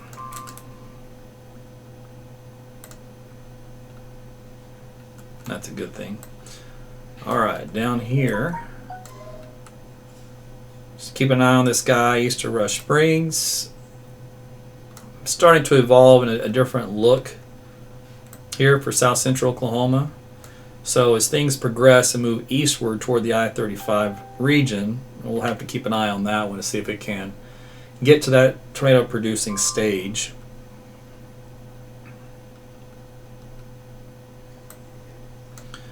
I'll look down here at this radar for you guys in Rush Springs. So we've got looks like a little bit of rotation coming in here in this part of the storm. Not overly impressive, not overly strong, but east of Rush Springs, so we'll keep an eye on that. But that'll be heading up toward Lindsay here over the next Looks like 15, 30, we'll call it 45 minutes. It'll be in Lindsay. So Langston's still siren the soundings, and so is Coyle. So both of them are sounding their tornado sirens.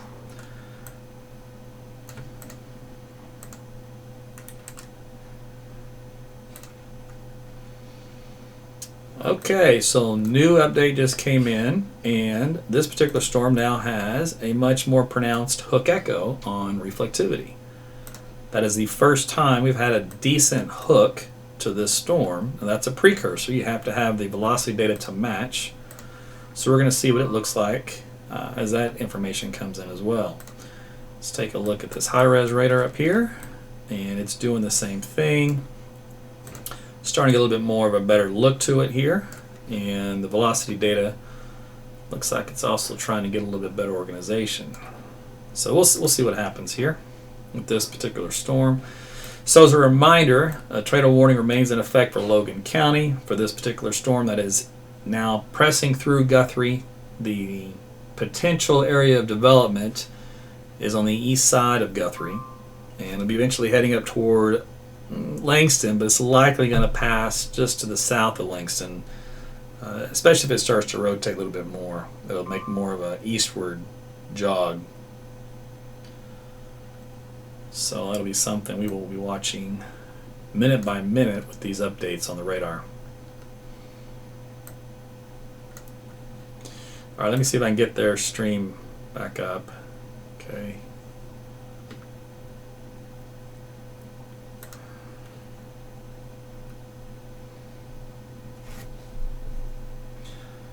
I know there's another large tornado going in Kansas right now.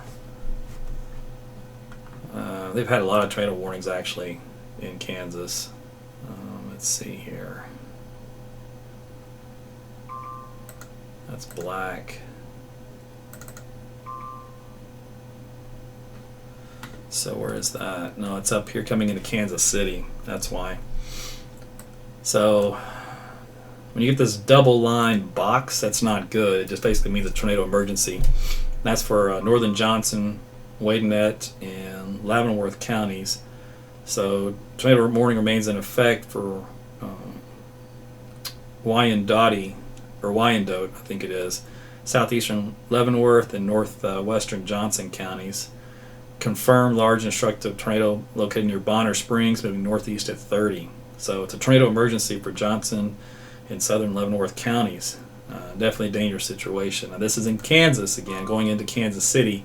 So this is the particular tornado signature there. So just so you'll know the difference, here's a hook echo on the left, and this is the velocity couplet here on the right that goes along with it. So this is your tornado right here. So in this particular case, it would be a large and damaging tornado.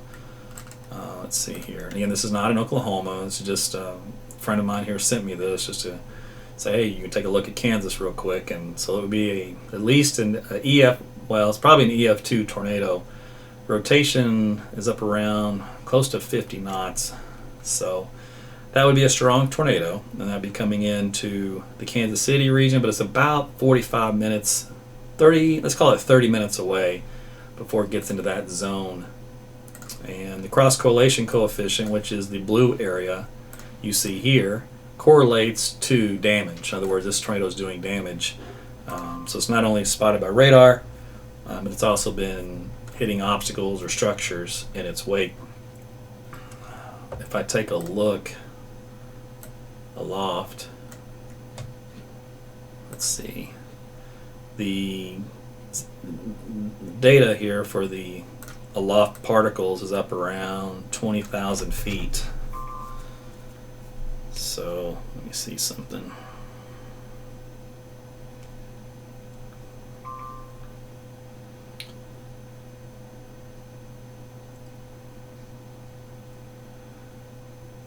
Okay, so that's going to be an EF2. That's going to be an EF2 tornado. That's what that corresponds to.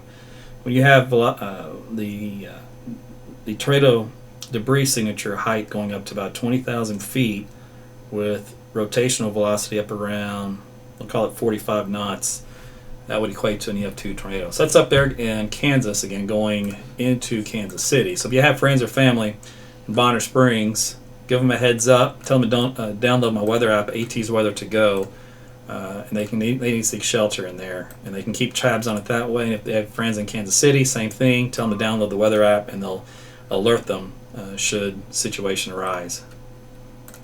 All right, we're going to go back down here in Oklahoma. We're going to take a look at our storm, see if anything has changed on it. Yeah, let's see here.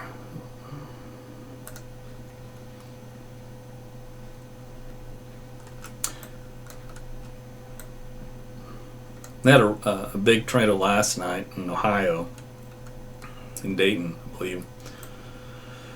Okay, so for us, we still have the reflectivity and more of a hook echo structure, but the velocity is not matched it yet. Now remember, just because it has a hook does not mean it's going to produce a tornado. I just showed you I showed you what a real hook echo looks like with the velocity next to it. In other words, co-located. You can see with this look of this storm, we're nowhere near it. The hook is not nearly as strong or pronounced, and the velocity data with it, we don't have that tight couplet of a lot of bright colors on either side of it. So I know we've got a wall cloud, and everybody's got their attention on that, but I'm just telling you, as far as the radar goes, it's still got some work to do before it reaches that point.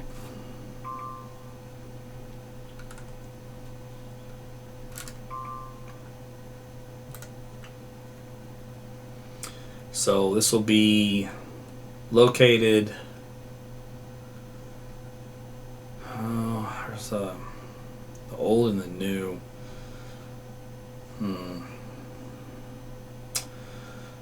So we'll call it College Avenue and Westminster Road for the intersection of this particular wall cloud. There's kind of like, there's duals, so that's why it's, neither one's really more prominent than the other. Let's see here. That's just because there's no good defined circulation to it.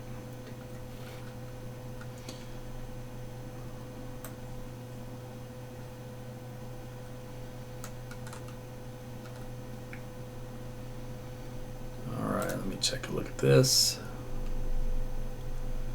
We're at 2,900 feet, and here we're at 2,100 feet elevation. So it's a good height to look at the lower part of the mesocyclone, and should a tornado develop, would be within that upper end of the rotation as far as altitude goes. And again, there's nothing there right now.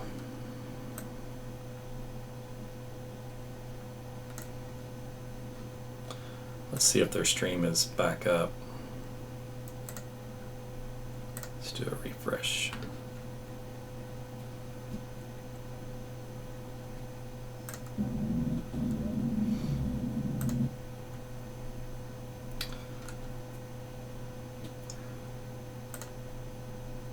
Well, they're on a fun road. Man, anytime it rains on these hard clay surface roadways, these little county roads, it basically turns into a sheet of ice. It is so difficult to navigate. You'll find yourself off in the ditch real easy, and especially right after a quick rain. They're the worst. Talking about scary. You want to talk about bare knuckling. You think you were driving on an ice skating rink in those cases. Okay, so that's they're still trying to get out ahead of it.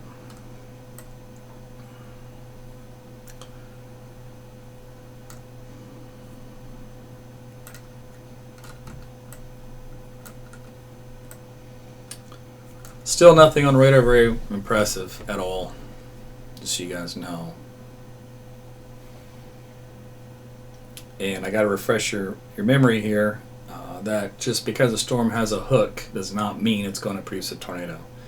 There are many storms that will have a hook echo and they will never produce a tornado.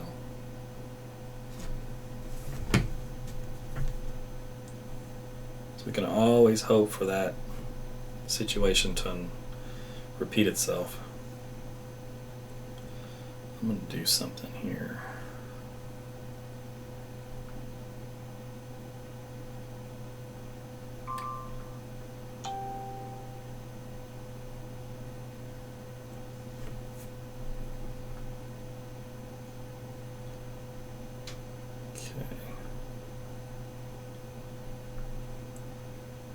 So we're just watching the storm.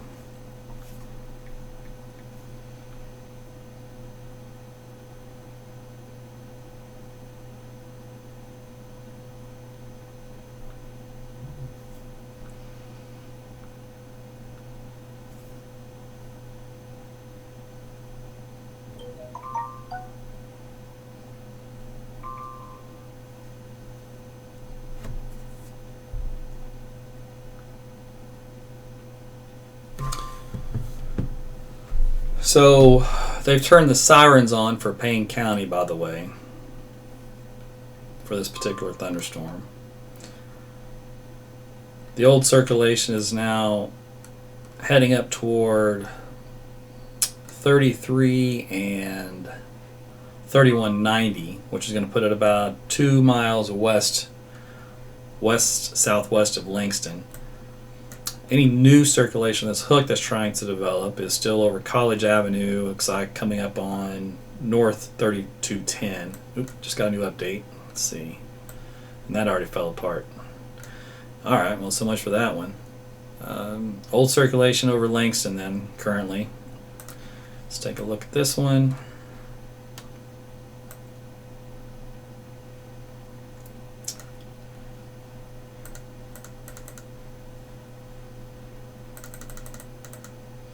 Yeah, there's just nothing out here, guys. And actually, this storm is looks like it's weakening. There may not be much left of it here in a little bit. Happens. You know, let me. Yeah, I was about to say, let me check on our guy down south, because I think that was the next one that really should get attention. And that's down here in Bradley. We actually have decent rotation within this. Let's see. Oh, and this just started too. Okay, so the tornado location for this one, let's see here. Man, there's no roads out here. County Road 1500, which runs east and west, due south out of Bradley by about 1, 2, 3, 4, 3.5 miles.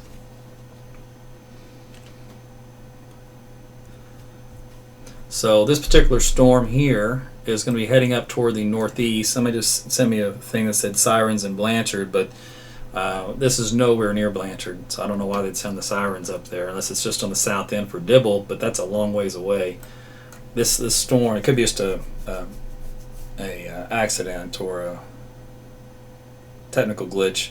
But regardless, the guys in Lindsay to Bradley being your tornado shelters for this one. The wording from the National Weather Service, tornado warning for northwestern Garvin County, southeastern Grady, southwestern McLean County until 7:30. Severe storm capable of producing a tornado located 5 miles southwest of Bradley, moving northeast at 30. So tornado and golf ball size hail. We've got Lindsay, Alex, Bradley, Kreiner, Aaron Springs, and Payne. So be in your shelters for this one. Let's see. Last couple of scans.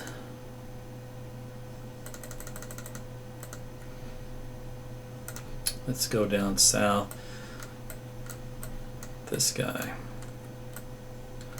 Take a look at what it has to say. Yeah, its best scan was when I jumped down here real quick. Let's see. So that was at the tip of the hook. That one quickly died. And then a new one formed here. It probably didn't produce a tornado, though. It was still just a little wide on its spacing.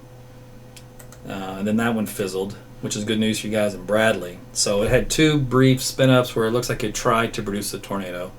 And that's it. But this is south of Alex, south of Dibble, and north of Cox City. And this is for this particular tornado down here. Let's do a couple of tracks.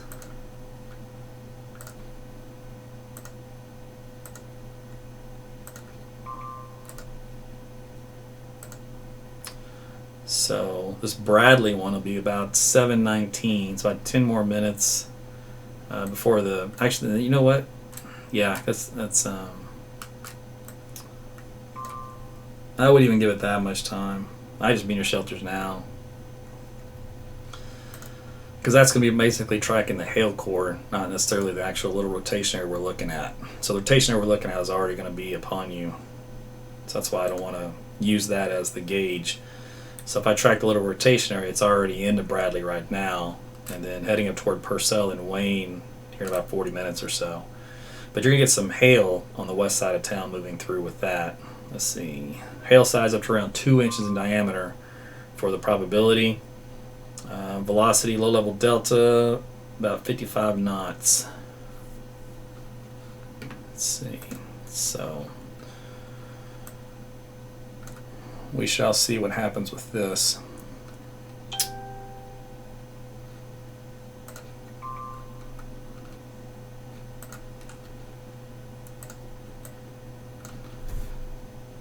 So this is a tornado warning that's down south of the metro, coming in on the tri-county line of McLean, Grady, and Garvin.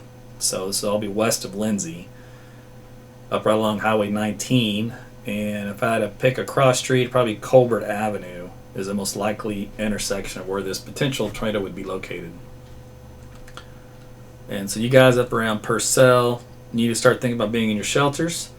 If you guys are in Kreiner, start thinking about being in your shelters. You still got plenty of time. If you live in a mobile home in either of these areas, you need to leave. Go somewhere else. If you're in Lindsay, you also have time. If you're in a mobile home, go somewhere else. But you better step on it. Don't wait. Remember, as any tornado, it's always the center part of your home, away from all exterior walls, windows, that kind of deal. Lowest floor. Basements are fine. Storm shelters are obviously fine.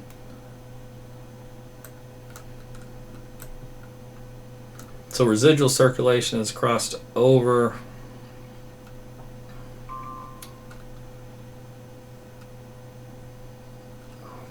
northeast of Bradley. That's really, really weak. Stay in your shelters, though, for at least a few more minutes if you live in that area.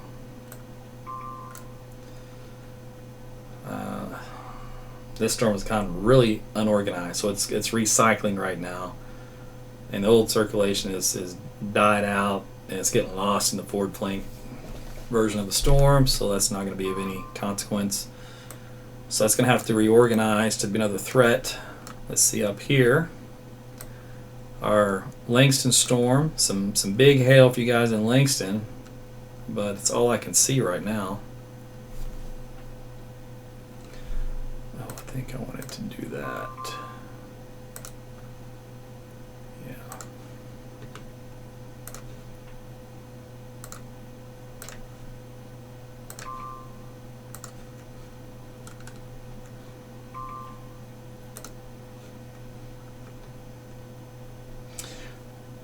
They did have some ping pong ball size hail in Minica, so some good hail of that storm down south.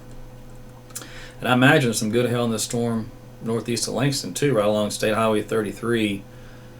We got a couple of hail reports. Here's one ping pong ball size hail for emergency management, so 1.5 inches in diameter northeast of town. So I'm sure there'll be some golf balls in there. Okay, so this storm, the northern end of it, will be approaching Stillwater here soon. So whatever hail is left over will be approaching the south side over the next 15 to 30 minutes. The actual tornado part, or what's left of it, I should say, really hasn't done a tornado yet. It'll be on 33 right now, west out of Perkins. So we'll see if that turns into anything. So let's go back down south, over here in Lindsay. Anything new down here? Nope. A lot of wind though for Lindsay. This is the inflow notch heading in other words, wind speeds coming into the storm to feed it.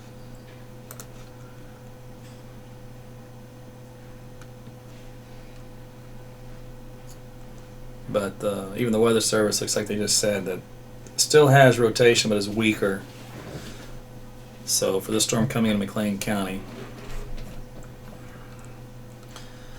it's like we said, there's no imminent tornado threat with that one. So we got two storms that are capable of producing tornadoes, one north and one south, with Oklahoma City in between. So what does this mean for Oklahoma City? Well, for right now, it means we're good.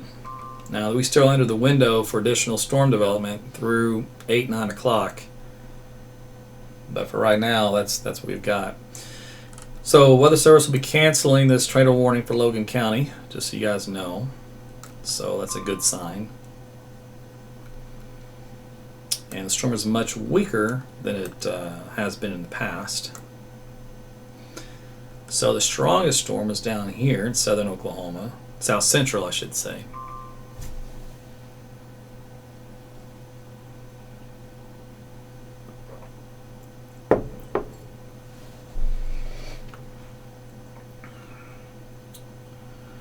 Alright, let's do a manual track on this. And I believe it's northeast at 30. So let's track the leading edge.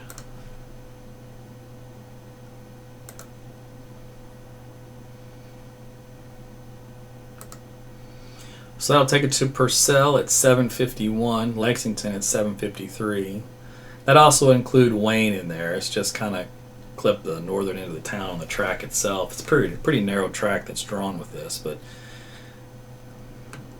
that'll give you an idea. And I'm just tracking the leftover mesocyclone, by the way. I'm not tracking the whole storm. If I were to do that, let's try that out. So I'll track from the hail core to the mesocyclone area, and that'll give us a little bit of a wider path. So it only adds one more town. That's Wayne. So that's what's going on here in south central Oklahoma. A lot of purple on the map, so likely some good hail out of that. Inch and 3/4, so that's golf ball size hail. The wording on that is tornado radar indicated with golf ball size hail, and also 70-mile-per-hour winds.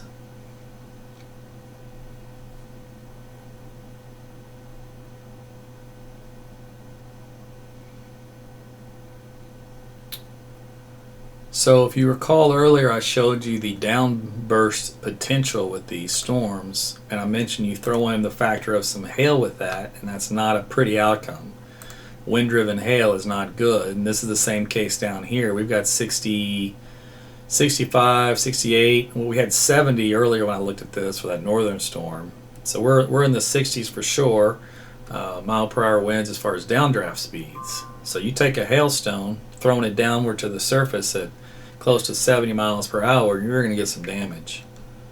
So that's why you want to stay indoors, because you don't want to get caught with hailstones like that. It's not going to be pretty. We can look at the mean estimated hail size. Let's see. This radar's got 2 inches in diameter for the Lindsay region, and just north of Bradley at this point. So that's where the largest hail is, just north of both towns. Probability of severe hail is pretty much pegged out here into the 80s to near 90. And let's see what else we got of interest.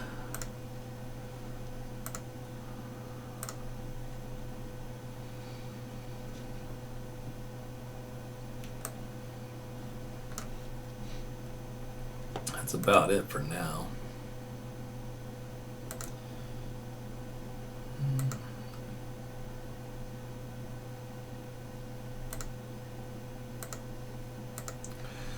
Okay. So that's the latest there in southern Oklahoma. Central Oklahoma quiet now for the immediate and surrounding Oklahoma City metro area. And we've got this one storm up here still chugging along west of Perkins. Now, if you've noticed, the track on this is going to be more of a eastward, northeastward fashion. So it's going to take it, if it doesn't turn more to the right, it'll pass into northern Tulsa County. It's going to be a minute, but it's going to pass up in that area. If it moves more to the right, it would take it more of a beeline course into downtown Tulsa. And that's assuming this thing even holds together that long, which could be a big assumption.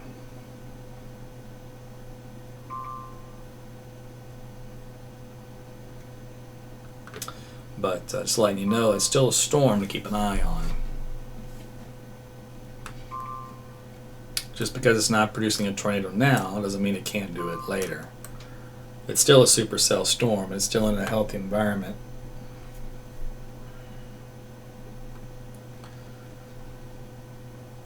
Let's see here. Yep. Let me take a look at the hail in this one. It's got probability of severe hail at pretty high. And the actual estimated hail size, still up just under 2 inches, so it's up to golf ball size hail. That's northeast of Langston. Alright, we'll go back down here to Lindsay. And this storm has lost all of its mojo when it comes to tornado production. It's just a hail maker. Let's take a look at that, shall we? Why would you do that? Alright, we'll do this. Let's try this again. You're still going to do that. Why would you do that? Let's do it this way. Okay, I see. What about this one? No, you're going to cut that one off too. Why are you misbehaving? Alright, so I'm trying to get this hail core in here and it's not catching it. But there's a little bit of a purple there, 20-something thousand feet. Looks like the rest of it's dropping its load now. So that's on a weakening stage. When it's holding its hail core aloft, that's a strengthening phase. When it's all coming down the surface, it means it's on its weakening side. The updraft can't sustain it, so the updraft must be weaker, therefore the hail comes down. Plus, sometimes the hail size itself will get too large and then overtake the updraft capability. Alright. Anyway, that little area is coming up on Highway 76 north of Lindsay.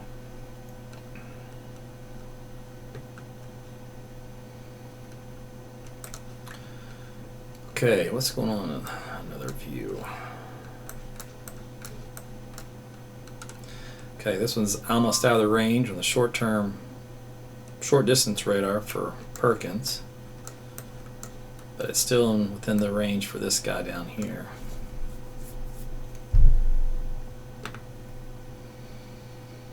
And this is going to be at 1,400 feet, so that's a good look.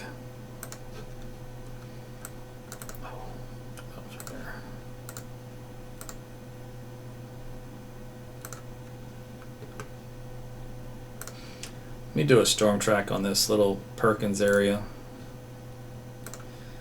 So this is the residual leftover of the mesocyclone, which would still have a little bit of somewhat of a wall cloud with it. Ripley 740, Yale 802, and Quail 803. And then it'll be heading up toward Jennings and Oilton. If it moves more to the right, that means, other than, Perkins isn't listed here, but Perkins, you're on the southern end, so you're going to be in this just momentarily. Then Cushing would be in the line, the same thing with Drumright.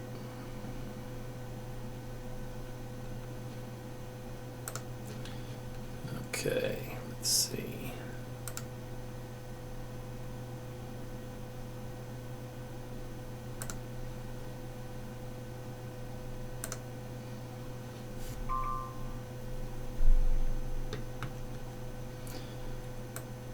So that's not a tornado warning, by the way. It's just a severe thunderstorm. They include the tornado tag on there again, so that's why it says tornado possible. And down here, I believe they're going to let this tornado warning expire. Just because things have changed. It never did produce one. Got really close on like 2 scans, and that was into that. Let's see.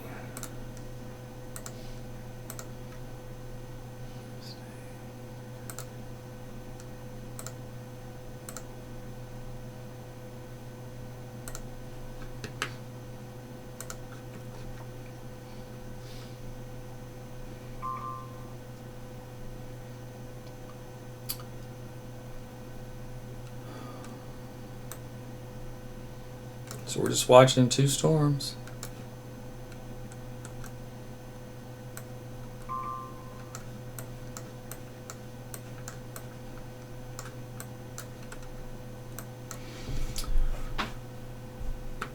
Helicopter shot showing the same thing as before.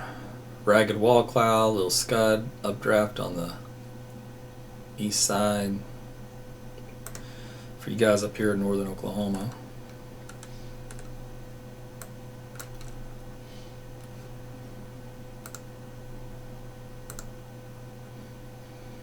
But radar is not impressive.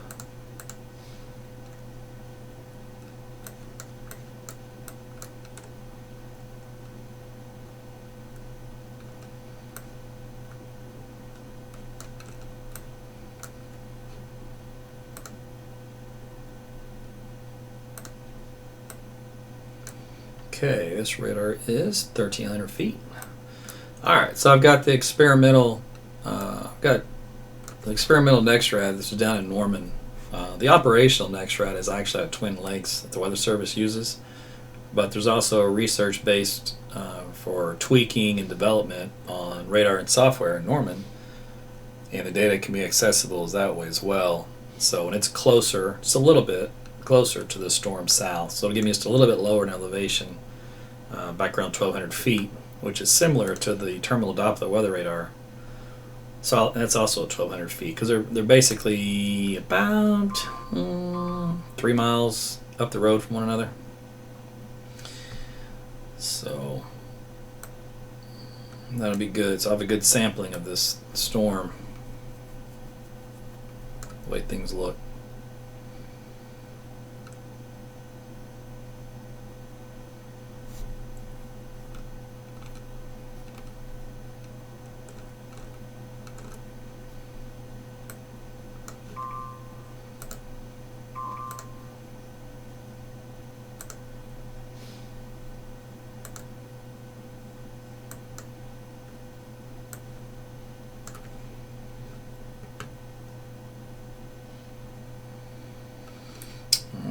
Well, this storm has really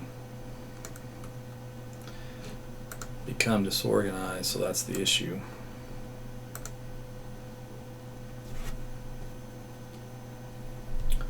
We are at 7:30, and we've got 2 storms of interest here. One here in southern Oklahoma and one up in north central Oklahoma. Neither one producing a tornado, but potential is there. We have a storm down here in Rush Springs, but it's just a standard garden variety thunderstorm.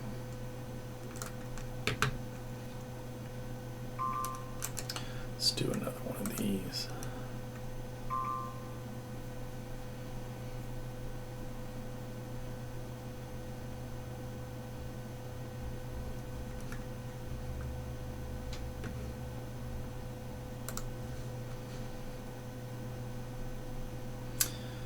So they're going to basically replace that tornado warning with a severe thunderstorm warning because there has not been a tornado with that.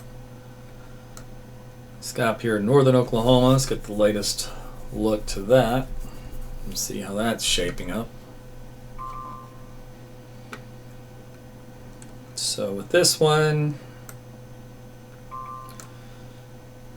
little bit of weak rotation in this area. Enough for a hail maker, but not enough for a tornado maker. It's going to be, well, that new scan just came in and obliterated it. Wow, that thing weakened really fast. Let's see, there's a better one. Well, what's left of it's coming up on 177 and East Road 670, which is about 3 miles north of Perkins and 4 miles south of Stillwater. So that's where this circulation feature is going to be, right here. And this is in Payne County. So Stillwater, you have nothing to fear. The heavy storm is pushed just to your south along with the hail. And any tornado potential is north of Perkins and south of you. Ripley, it'll actually pass to your north on 109. Probably up around, let's call it East Road 650 or 640, be the intersection of that. And then eventually coming up, passing north of Yale, 18 and 51 intersection north of there. So that's what's going on here in northern Oklahoma, Stillwater. And then eventually be getting into Tulsa's backyard.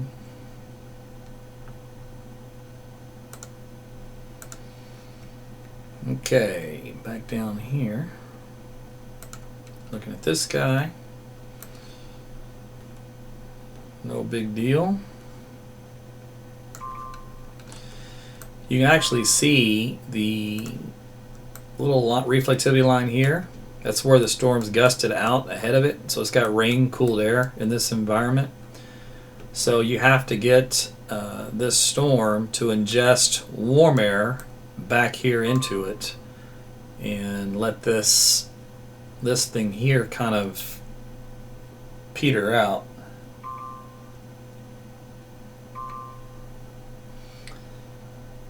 To get something going.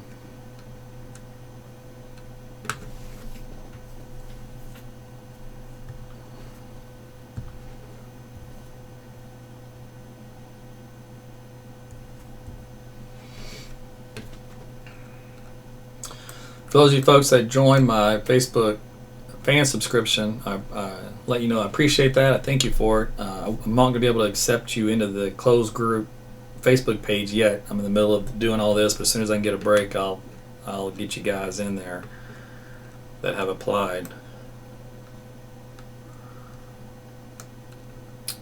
Let's see. Okay.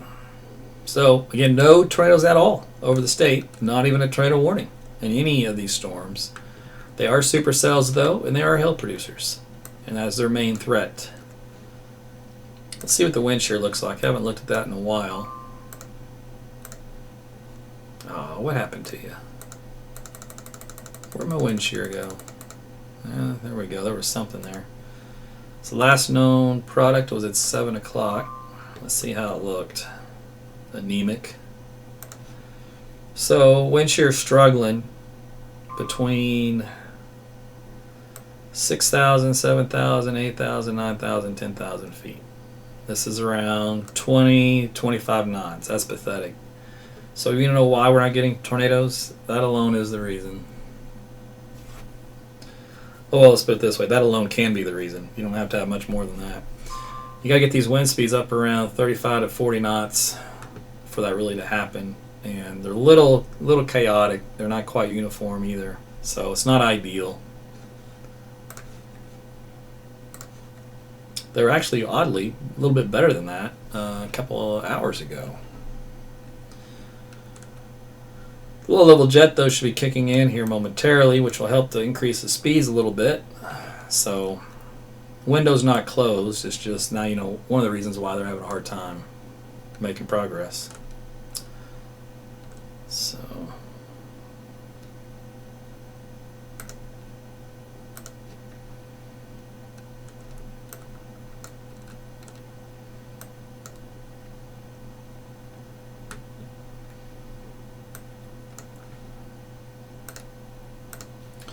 So I've got 3 radars running, so we can watch each storm.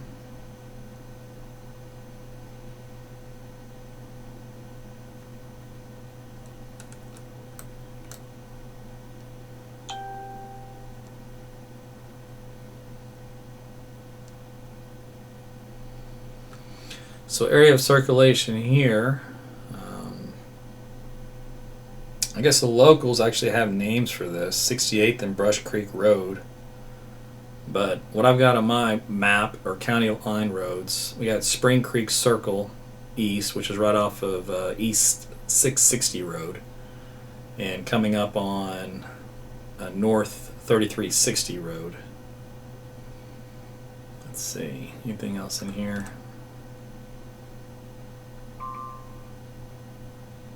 Nope. So this is all like 2 miles east of 177. And as far as Stillwater goes, about 3 3.5 miles to your south-southeast.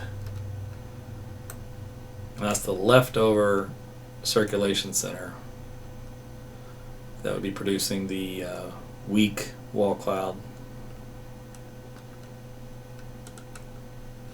Alright, so we haven't had no official tornado confirmations today.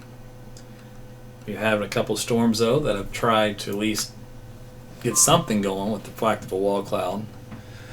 But other than that, we really haven't had any legitimate funnel type activity either. Now down here, where it probably wasn't spotted very well, between Alex and Rush Springs, there were a couple of scans where I'm pretty sure we would have gotten at least a funnel out of it.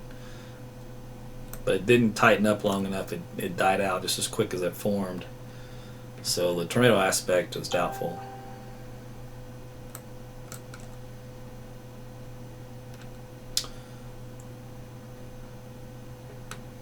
Met a nice couple at the Andy's ice cream place here in Northside Oklahoma City, and they said, "Hey, just to let you know, we appreciate your coverage, and we like the calm demeanor, and we agree with you that it's gotten a little carried away and out of hand on the TV stations." I said, "You're welcome." That was very nice of them to say something nice. Let's see, rotating wall cloud. Oh, it's in Texas. You know what? Let's go up here, Kansas, real quick. There was a storm north of Wichita, and let's see, they had a brief funnel with it, looks like, and that's it. No tornado, but brief funnel out of that storm. And remember, we were looking at Kansas City not long ago, and there's still a warning up here for this storm. It's let's see, what else they got out of this? This just came in. Where's an update? Still a storm capable of producing a tornado located near Kansas City, moving east at 30. The fact that it's just radar indicated, not storm spotter indicated, is a good sign. We haven't looked at that area in a while. Let me pull that up real quick.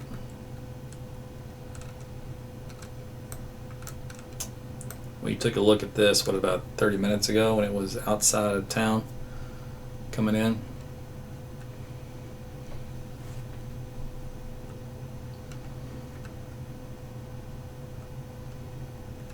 Oh yeah, this thing's falling apart big time. Good. It's a good place for it to fall apart.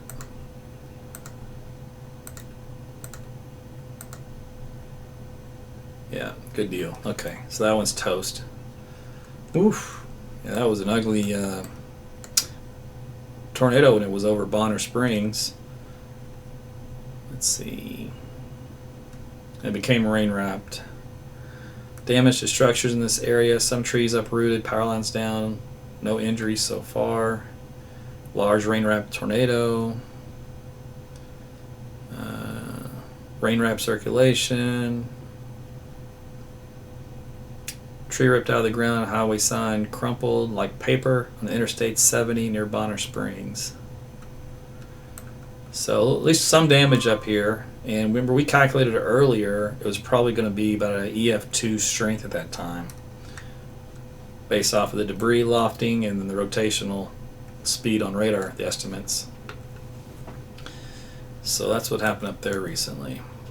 And I know there was a storm for Dayton, Ohio last night when I was doing a live Facebook update, and they weren't getting a whole lot of coverage in there from what I understand, like the TV stations, and then the ones that were getting hate because they were covering up the Bachelorette, I think it was. And man, I'm just saying, you guys, sometimes you don't know how easy or lucky you have it compared to other television markets, where, I mean, these guys may go out of control sometimes, but the amount of information you get is ridiculous. If they can just tone down the verbiage and the screaming up and down of hysteria, I mean, it's a winning formula. It's just that part of it got carried away and it's never ended. just got worse. But the information as far as live shots, helicopter chasing, storm chasing, you don't find it anywhere else. So it is a production. It is a full-fledged television production. A lot of hail up here in this area south of Stillwater, and we looked at that a little while ago. Okay, so I tell you what, I have nothing in here of value for you when it comes to tornado discussions. There's nothing that looks imminent. There's nothing that looks like it's even close. So at this point in time, what I'm going to do is sign off and take a break. And I'll watch some things behind the scenes. If it looks like a tornado is going to happen again, I'll come back on for that. I'll do another notification through my app to let everybody know I'll be going live. And then, like I say, if you sign up for YouTube and tap the bell, get notified. It's a good way of doing it. Facebook, just make sure you hit get notifications either on this broadcast itself or on the page itself, and that kind of deal, and you'll be up to date as far as the information I can provide you. But appreciate your time this evening, and so far so good. Let's keep it going that way. All right, we'll talk again soon. You guys be careful out there and be safe.